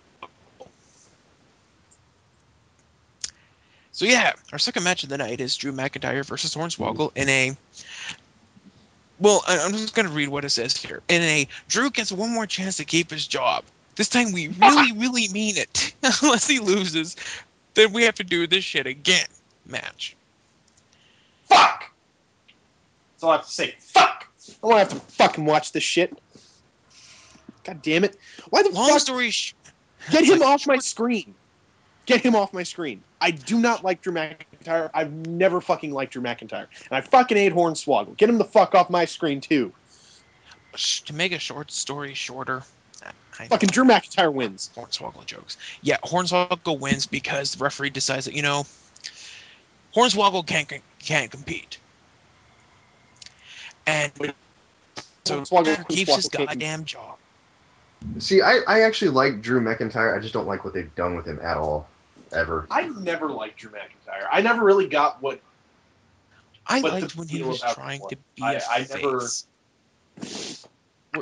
He was doing this guy who, it's like, he's kissing up to Kelly, trying to prove that, he's not that bad of a guy.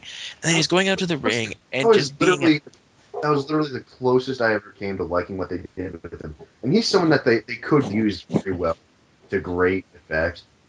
They're just not. I don't know why, but they're just not. I've never seen someone in the doghouse for something their fired ex-wife did so long. Well, we could always ask Morrison. Well, no, Morrison was smart and got the hell out of Dodge.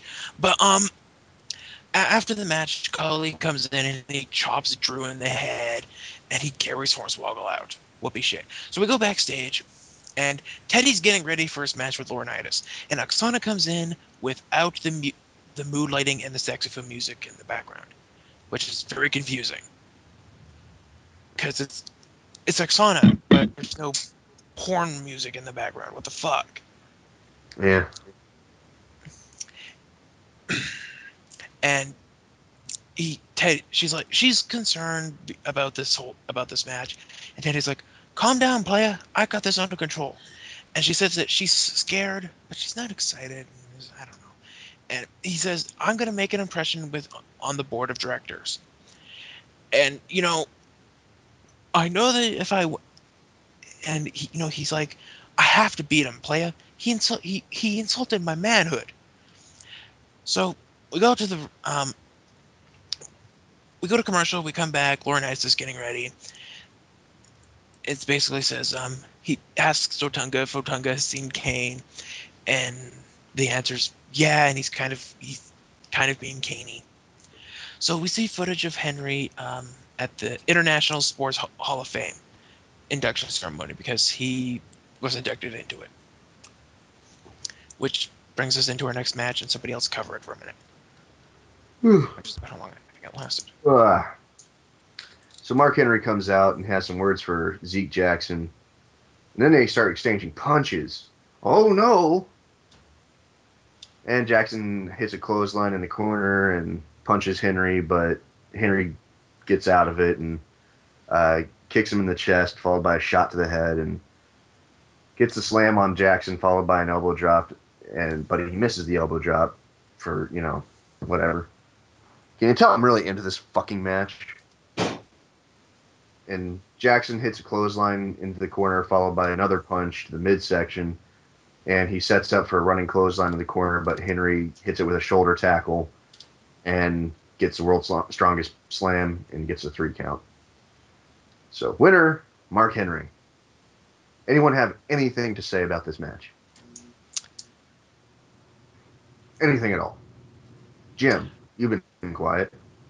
I like Mark Henry's new shirt. It's blue. The match was not really exciting. Smackdown was. Say that a little bit closer to your microphone. All right. It's just this week was the match was just basically to me set up as. Hey, remember these?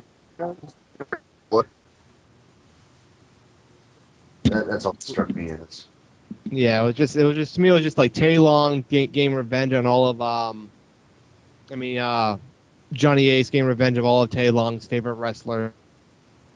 Yeah. It's like Ezekiel's action versus Mark Henry. Hornswoggle versus Drew McIntyre. It was just his way of showing. Doesn't matter what Teddy does, he cannot protect the people. That he was just also trying to show that I am the better man than you. Yeah. Which was retarded and stupid. And, we get a shot of John walking in the back with Otunga, and we cut to Teddy Long, who's walking with Ixana, and we go to commercial. And we come back from commercial. And it's John Laurinaitis versus Teddy Long. And this match was a fucking joke of a match. This and was you knew a it would be. match. Yeah, I mean, Teddy's what, 60 or something? He's up there. And he's not a trained wrestler. No. And he's Teddy Long. Nobody wants to see him wrestle. But Laurinaitis basically grabs a mic and says, "Are you really going to do this? Are you really going to stand up to me? Are you really going to put your girlfriend in danger or in harm's way? Because, Kane is back there, and he's ready to come out the second that if you try to do something. So just lay the fuck down, let me pin you, and we'll get this, and it'll all be over." And Teddy basically gives him no, go fuck yourself look. Yeah. And John signals to the back, and Kane's power goes off, and Ixana just standing right in the front of the ring, at the bottom of the ramp, at the worst possible spot to avoid a monster coming down to kill you. Yeah, and when Kane finally gets close, she dives into the ring and hides behind Teddy like, "Beat him first." Yeah. And just as you thought he would, Randy Orton's music hits. Hey now. And he What do you comes, know? Yeah. Who saw this coming? He hits an RKO on Kane, and Laurinaitis wants to know what Orton is doing and starts yelling at him. And he forgets that he's in a match with Teddy Long, and Teddy Long finishes the match on him with Jengus's favorite move, the roll-up. And one of the somewhere worst, that man has had 4 aneurysms. Yeah. that was probably one of the worst roll-ups I've ever seen. Yeah. I mean, Teddy Long in that roll-up was just like, not Teddy, Johnny Ace in that roll-up was just like, I'm on my back, I'm kicking my feet, I can't kick off this, 60-year-old man? And He's got... and after the match, we got Trouble in Paradise as John starts yelling at David. I said 2 sugars, you dumb son of a bitch. And Teddy is hauling ass with X-Son, and they're like, we should get out of here before they remember. Oh yeah, you've got to wrestle. Now you've got to wrestle Kane. So let's get the fuck out of here. Yep. And that brings us to our next match with Kofi Kingston and R-Truth versus Epico and Primo in a non-title match. Well. The two people I could give a fuck less about and 2 people that shouldn't be where they are. I'm sure you can figure out who's who. Yeah, Epico and Primo deserve better. The tag team division deserves better. And the problem with this match is just like every tag match involving the tag team champions, it doesn't matter because they don't hype it up at all. They don't make anything special about it. There was a time when people were just like, you could go up to someone standing in line for a wrestling event at the arena, waiting to get in, and you're like, so what did you come down here to see? The fucking tag match, man! And that's all they would say. That's all they wanted to see. What happened? What the fuck happened? How hard is it to push young guys starting out in a tag team division with a couple veterans mixed in there so you get some decent education for everybody and some experience and some exposure, and you can really see who rises and who falls without spending a whole lot of time on singles matches for the same thing? I'll tell you exactly what happened. No one specializes in tag team wrestling anymore. See, that's the thing right there. Nobody comes into the WWE or wherever going, we're going to be a tag team. Yeah, and if they do, they're quickly broken up or quickly pushed down the card, like the Usos. Yeah, exactly. I mean, it's just no one really. There's not a huge focus on it because no one really has anything to focus on. I mean, it's just it's such a strange. Just I don't even know how to describe it anymore. It's just it's stupid. It is. That's the best way to describe it. It's the NBA effect where no one's a team player anymore. Everyone's just trying to get themselves over. And the problem is the company is supporting that mentality. No one wants to get over as a team or a stable anymore. They want to get themselves over as an individual and be the star. And really, that's the ultimate goal, be the world champion and everything. So that's fine. But there's nothing wrong with having interesting, deeper relationships and storylines that can develop from these deeper relationships with people as both friends and allies. Because having that friendship that's so deeply rooted, like, Edge and Christian were brothers and all of a sudden they're enemies, that makes for some real emotional investment. You know? It leads to very, why moments. Yeah. The quintessential of that why being the breakup of the Rockers. When you think tag team breakups, that's what you think of. Oh, yeah. And that's because they were friends. It's like out of nowhere. Like, these guys have lost plenty of matches, and it's never bothered them before. But holy shit, this one broke the camel's back. Yeah, it's or like like when Triple H shoved Shawn Michaels' head into a glass at the window. Well, yeah, but they didn't reveal that until much farther down the road. I know, but like that face when that reveal when like Shawn Michaels it was you, Hunter, and Triple H just like, yeah, it was me. Why'd I do it? Because I wanted to. Yeah. And okay, yeah. Yeah, that's pretty much the problem with the tag team division anymore. It's been the problem. It's going to be the problem for a while because I don't know if they don't want to fix it because Triple H said he wanted to fix it, but they don't. And the problem is, aside from the fact that he's Triple H, I don't think he has too much support anymore because the last 2 acquisitions that he tried to make blew up in his fucking face. Yeah, but that could happen to anybody. Well, yeah, but consecutively is kind of the problem that I'm talking about. Yeah, the first one, you can't necessarily account for steroids, really. I mean, that's not it. It should kind of be the first thing you think of, but you want to be able to trust the person that you're hiring. Yeah. But, and then what happened with Karma, she was supposed to fucking tear the Divas division apart. And, and then she got... Well, that's not even a problem. That's, like, not anything you can hold against him. Women just get pregnant sometimes. It happens. Well, I mean, I'm not saying that they should hold it against him. I'm saying that would probably be the logic behind it. I don't think they're holding that against him. If anything, I think they could hold it against her for not using birth control, but again, that'd still be kind of a dick move. Yeah, I mean, that's not necessarily... So, I mean, I don't think that's anything we really want to delve into, the ethics, and especially since we have not even rumors to go on about how that's affected the opinions of anyone backstage. So, we'll just leave that as... I don't think we can really cite that as anything against anyone. Yeah. So it happens. People get pregnant. Oh, well. I think part of the other reason why the tag division might be kind of suffering is because, well, is a theory I had heard a while ago, but it was something along the lines of Vince doesn't like paying two guys to do a role that one guy can do. And like, you have the tag team matches and they're great, but you're paying two guys, you're basically paying four guys for a match to do a match when you can have two guys doing it. And who don't always have to be in these matches. That doesn't make any sense considering how many tag team matches happen anyway.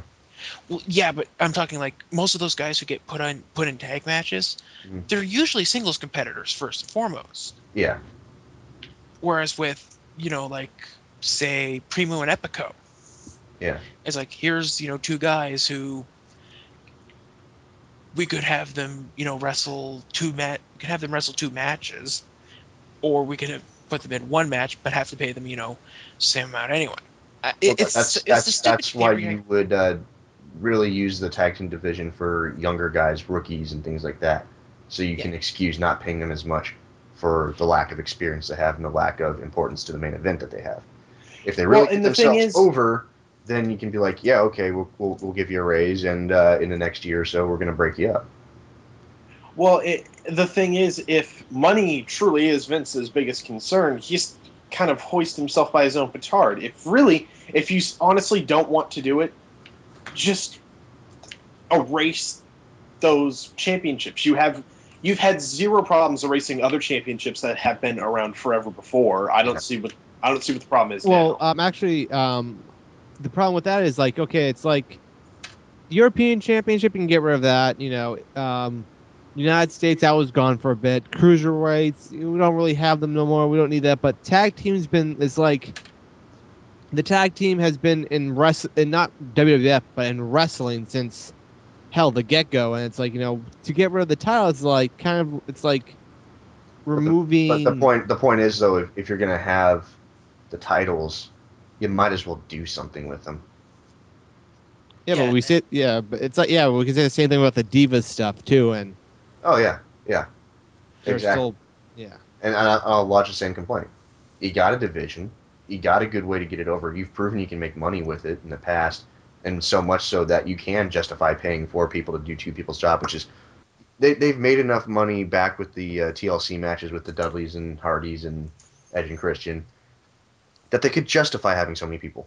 And they've made enough money off of Trish and Lita and everything that you could justify that title. You can do that if you book things right, if you take the time to book things right. And they've done it in the past. There's no reason not to. And especially if you have tag team matches anyway to feature more guys in the same amount of time, that's the point of the tag team division in the first place. And, especially when you have all these gimmicky matches where you have more than 2 guys in the match in the first place anyway, like the Elimination Chamber, the Money in the Bank match, fucking championship scrambles. It's just... There's no reason, there's no justification to say, oh, we don't want to pay more guys. Oh, we don't want to showcase more. No, you do want to showcase more guys because you want to see which one rises and which one gets the better reaction and who delivers and who doesn't. That's why you have these matches with more people. And I just think that whoever is in charge of this feels in their head that, tag teams are irrelevant and no one wants to see them. But the problem is, no one wants to see them because you've made them irrelevant. Yeah. no one gives a fuck because you've caused them to not give a fuck. Yeah, you're not giving us anything to give a fuck about, but as soon as you give us something to give a fuck about, we pay attention. Yeah, it's kind of the same thing with the Divas. It's like It's the exact same thing with the Divas. Exact same thing. hell, you could even say it's kind of the same thing with the mid card, where it's like, you want us to care, but you're not making us care. Yeah. Don't hire people that you know for a fact that no one will want to see. Yeah. Don't hire people that you want to see. Hire people that you think the audience will want to see.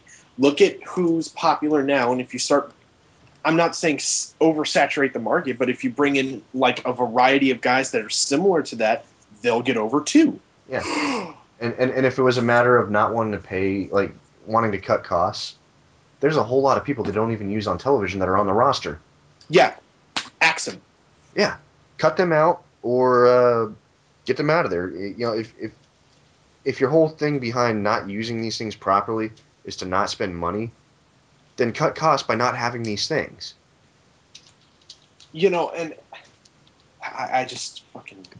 It's frustrating because they could be a lot more important. We haven't even talked about this match at all. Kofi and fucking R-Truth win. Yeah, that's... I'm sure you're shocked and surprised, but it's true, folks.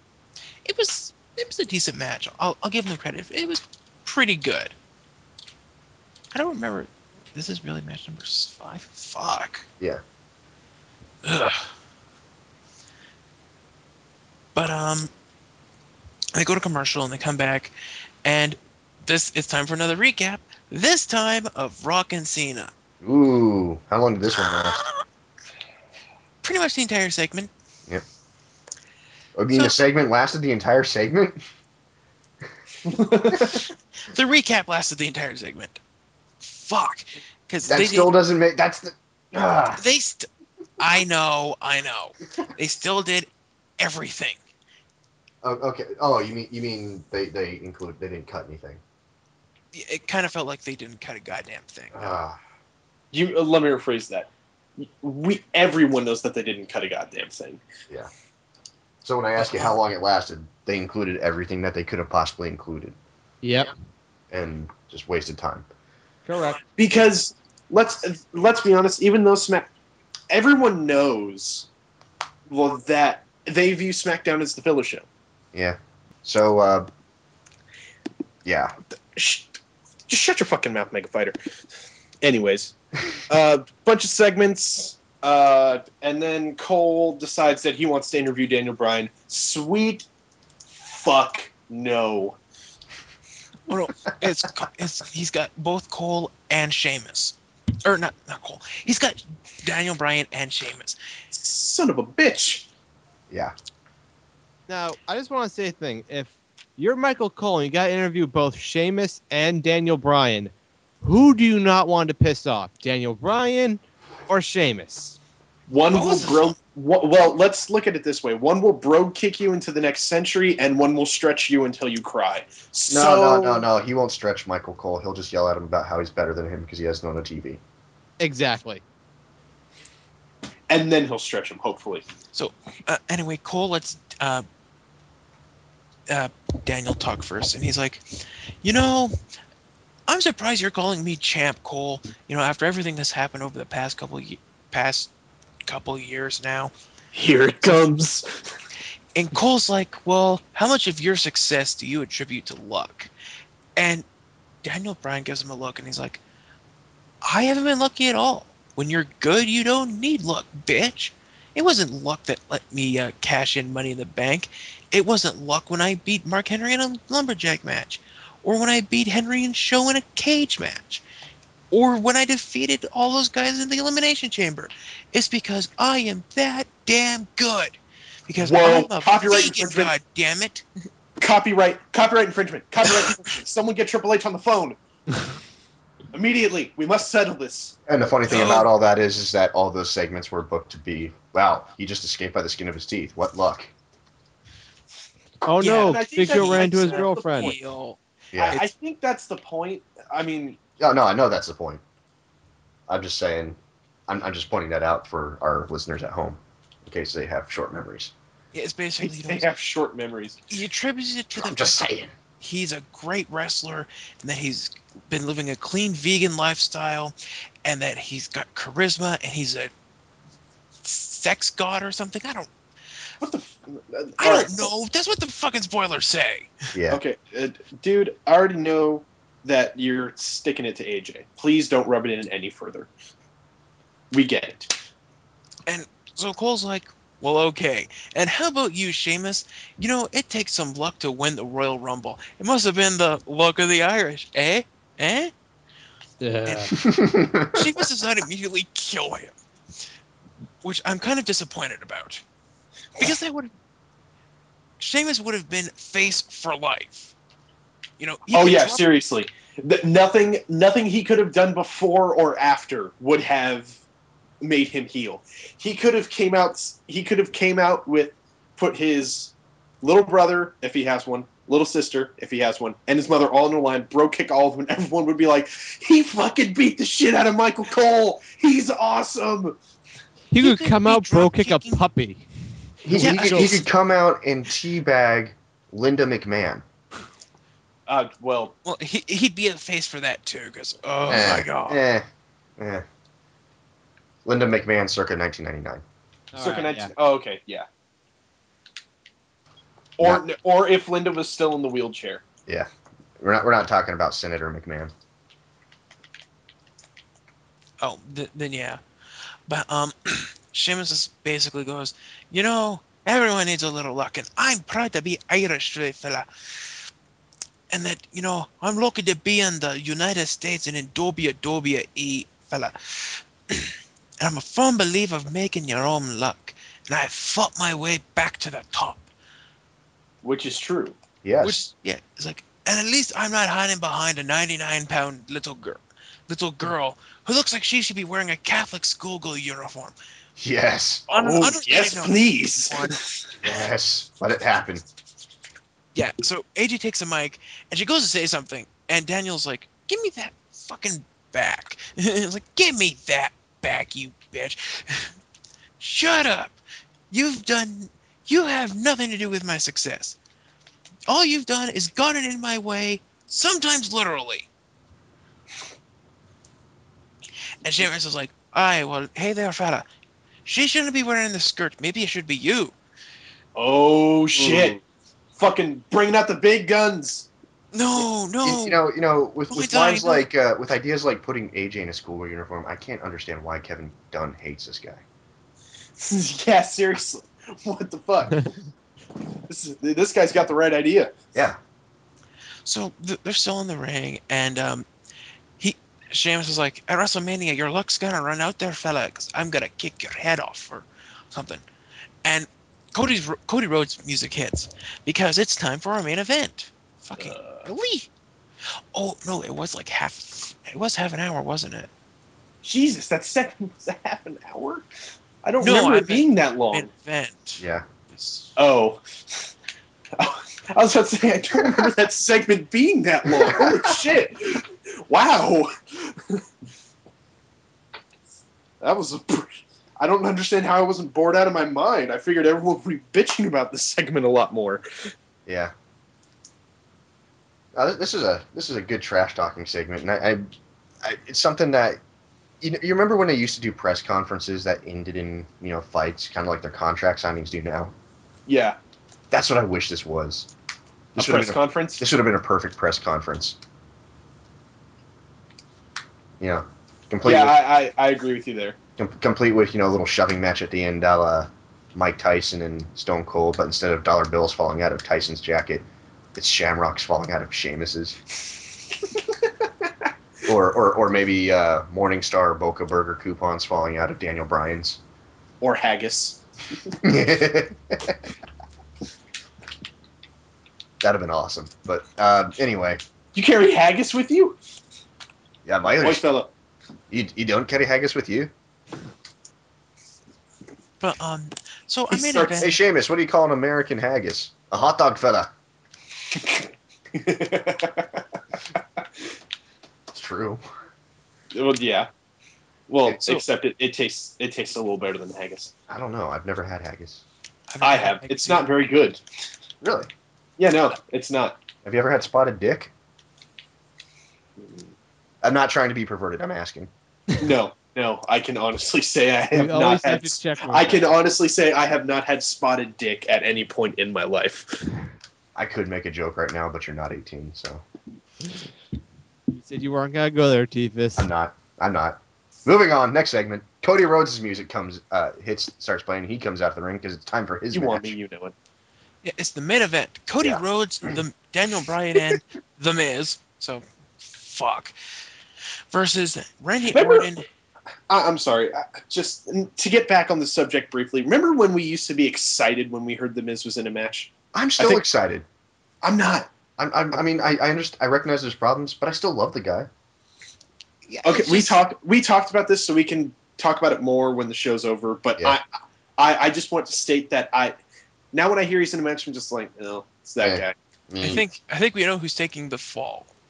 Yeah, we know who's going to get the pin. But they're against Sheamus, The Big Show, and Randy Orton. You know what's And- weird? I got tickets to this week's SmackDown taping, and this was advertised as the Dark main event. Seriously? Yeah. Oh, for repeat? Well, all right. God then. damn it! I want my money back. All $28. This was probably the best or second best match of the night, depending on how you viewed the tag match from earlier. Depending on who you ask. Yeah. Nothing really big happens. From what I remember, it's still good. There's no real highlight popping out for me. I think in part because I kind of stopped paying attention. I feel kind of bad for it though. But match ends when Orton avoids the skull-crushing finale and hits Miz with the RKO for the 3 count. What a Fucking go shocker. figure. So if you read the who's in this match, if you didn't know who got pinned or how they got pinned, you must not be a wrestling fan. Yeah, but Or after the you're match- not a Yeah. part of the IWC. Yeah. Yeah, but after the match, Kane comes out and he starts fighting with Orton, and they go over to the announce table and they're punching each other, and that's pretty much how it ends. They fight through the crowd, and they're still punching each other when they go to credits. So. Yep. No, wait. Here's one thing I never really understood when they did stuff like that, where it's like, okay, Orton and Kane started fighting, yet Big Show and Sheamus were just his partners, or just letting this happen. I assume It's not their story. It's not their feud. They don't give a shit. yeah. Yeah, plus see, they're that's the probably thing. going after the guys that they're feuding with anyway.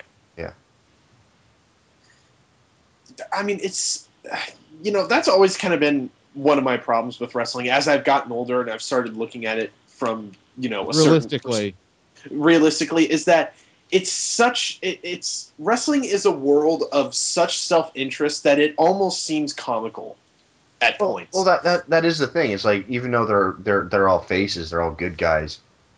At some point in the very near future, they could be competitors. So why help the guy that you're going to have to beat later?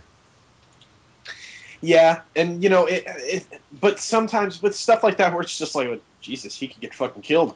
I'm just gonna go fight Cody Rhodes. I'll be back. Yeah. Yeah, Big Show's. Yeah, you see them finally. You probably spot Big Show walking back up the ramp, going la la la la la. Yeah. Not getting involved, even though I could easily stop this thing. Bye, guys. Hey, Don't know. Kane used to be my tag partner. I guess I could help him out. I guess I could help Orton out or try to calm Kane down. Nah. Yeah, but that's the one thing. Like, Kane comes back as a heel, yet Big Show's okay with that, even though they were like partners less than a month ago. That's the thing. It's, I mean, on Monday we had Kane, Big Show versus Miz. So I mean, It's basically the 3-month rule, where if they used to be tag team partners or whatever, in 3 months they won't remember a goddamn thing about it. Yeah, unless they're the Hardys, where they never let it go.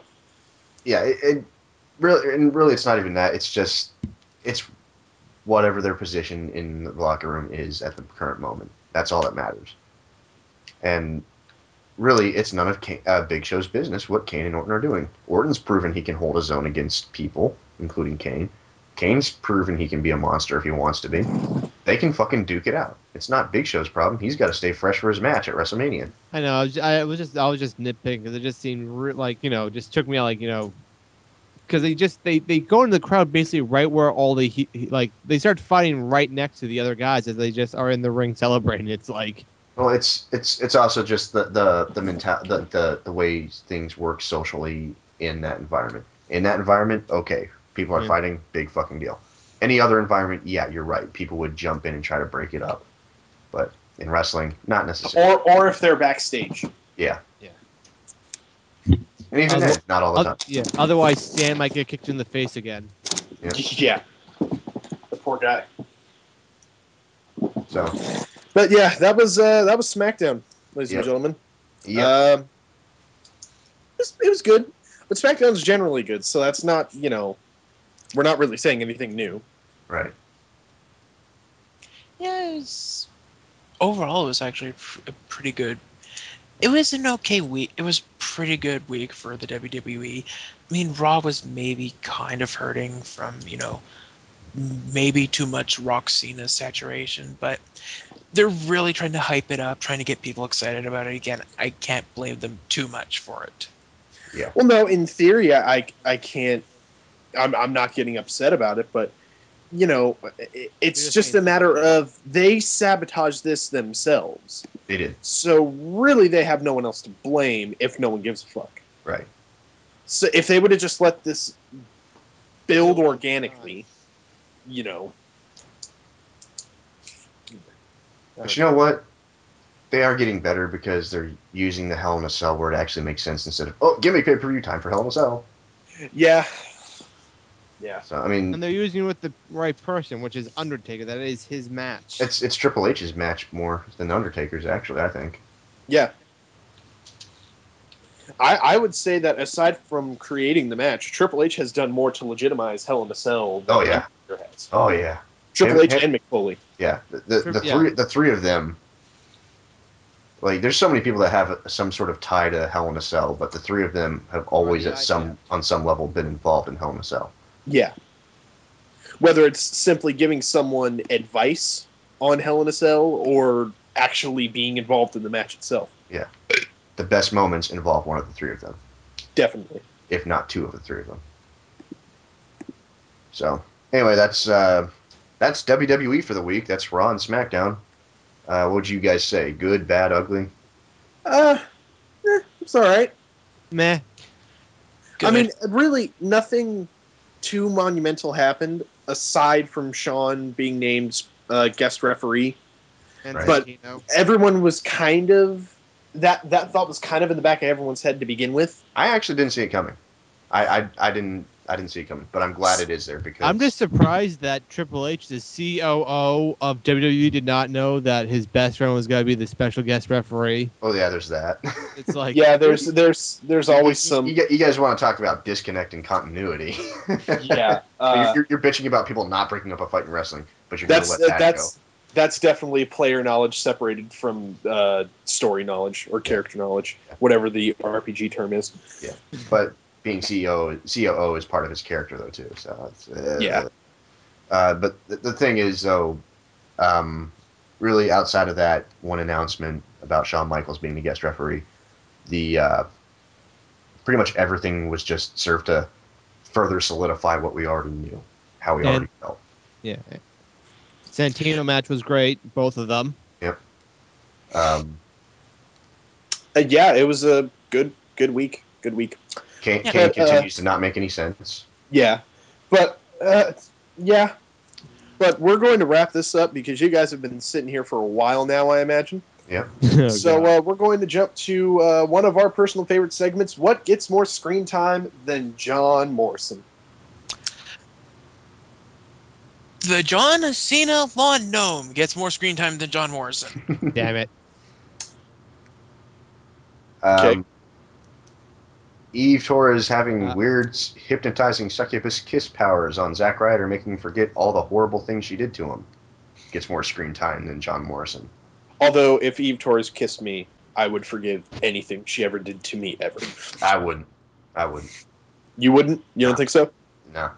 Yeah, fair enough. Been jaded one too many times. I know my lessons. Real talk.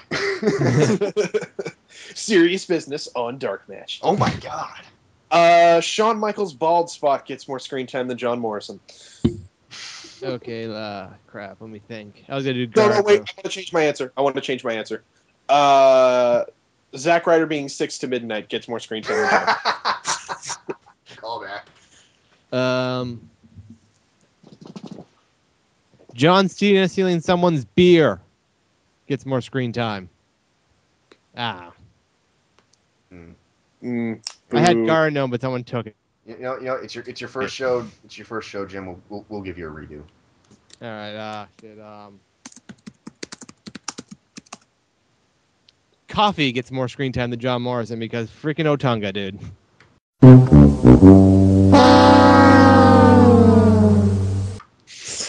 It's still a bit of a cop out because it's always there. But I'll allow it.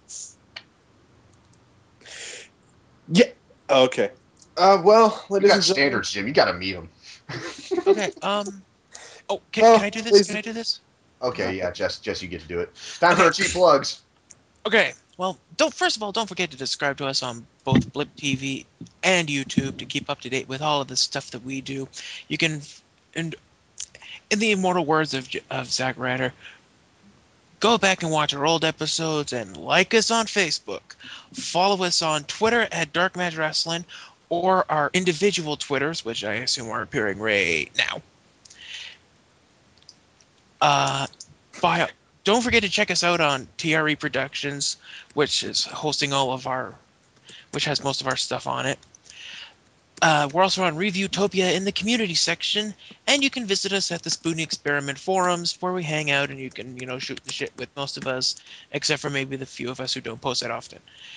And as always, and don't forget to buy the Dark Match merchandise at www.shop.com. Not really. Talk to Jeremy Borat. He's our hookup. And remember to take care, spike your hair. Whoa, copyright. Whoa. Yeah, I'm stopping there. Yeah. Ho, ho. I'm the Lone Warrior. Oh, God. I'm Mr. War Machine, and I'm gonna go back to playing Mass Effect. Fuck all you. I'm Jim the Rabid Cow, and I swear to God, I do not want to do this again. Oh. We'll see. That's too bad, because you're in the danger zone! God. Good. And with that, I am Tifus. This has been Dark Match. Thanks for listening. Good night, and good luck. Fuck!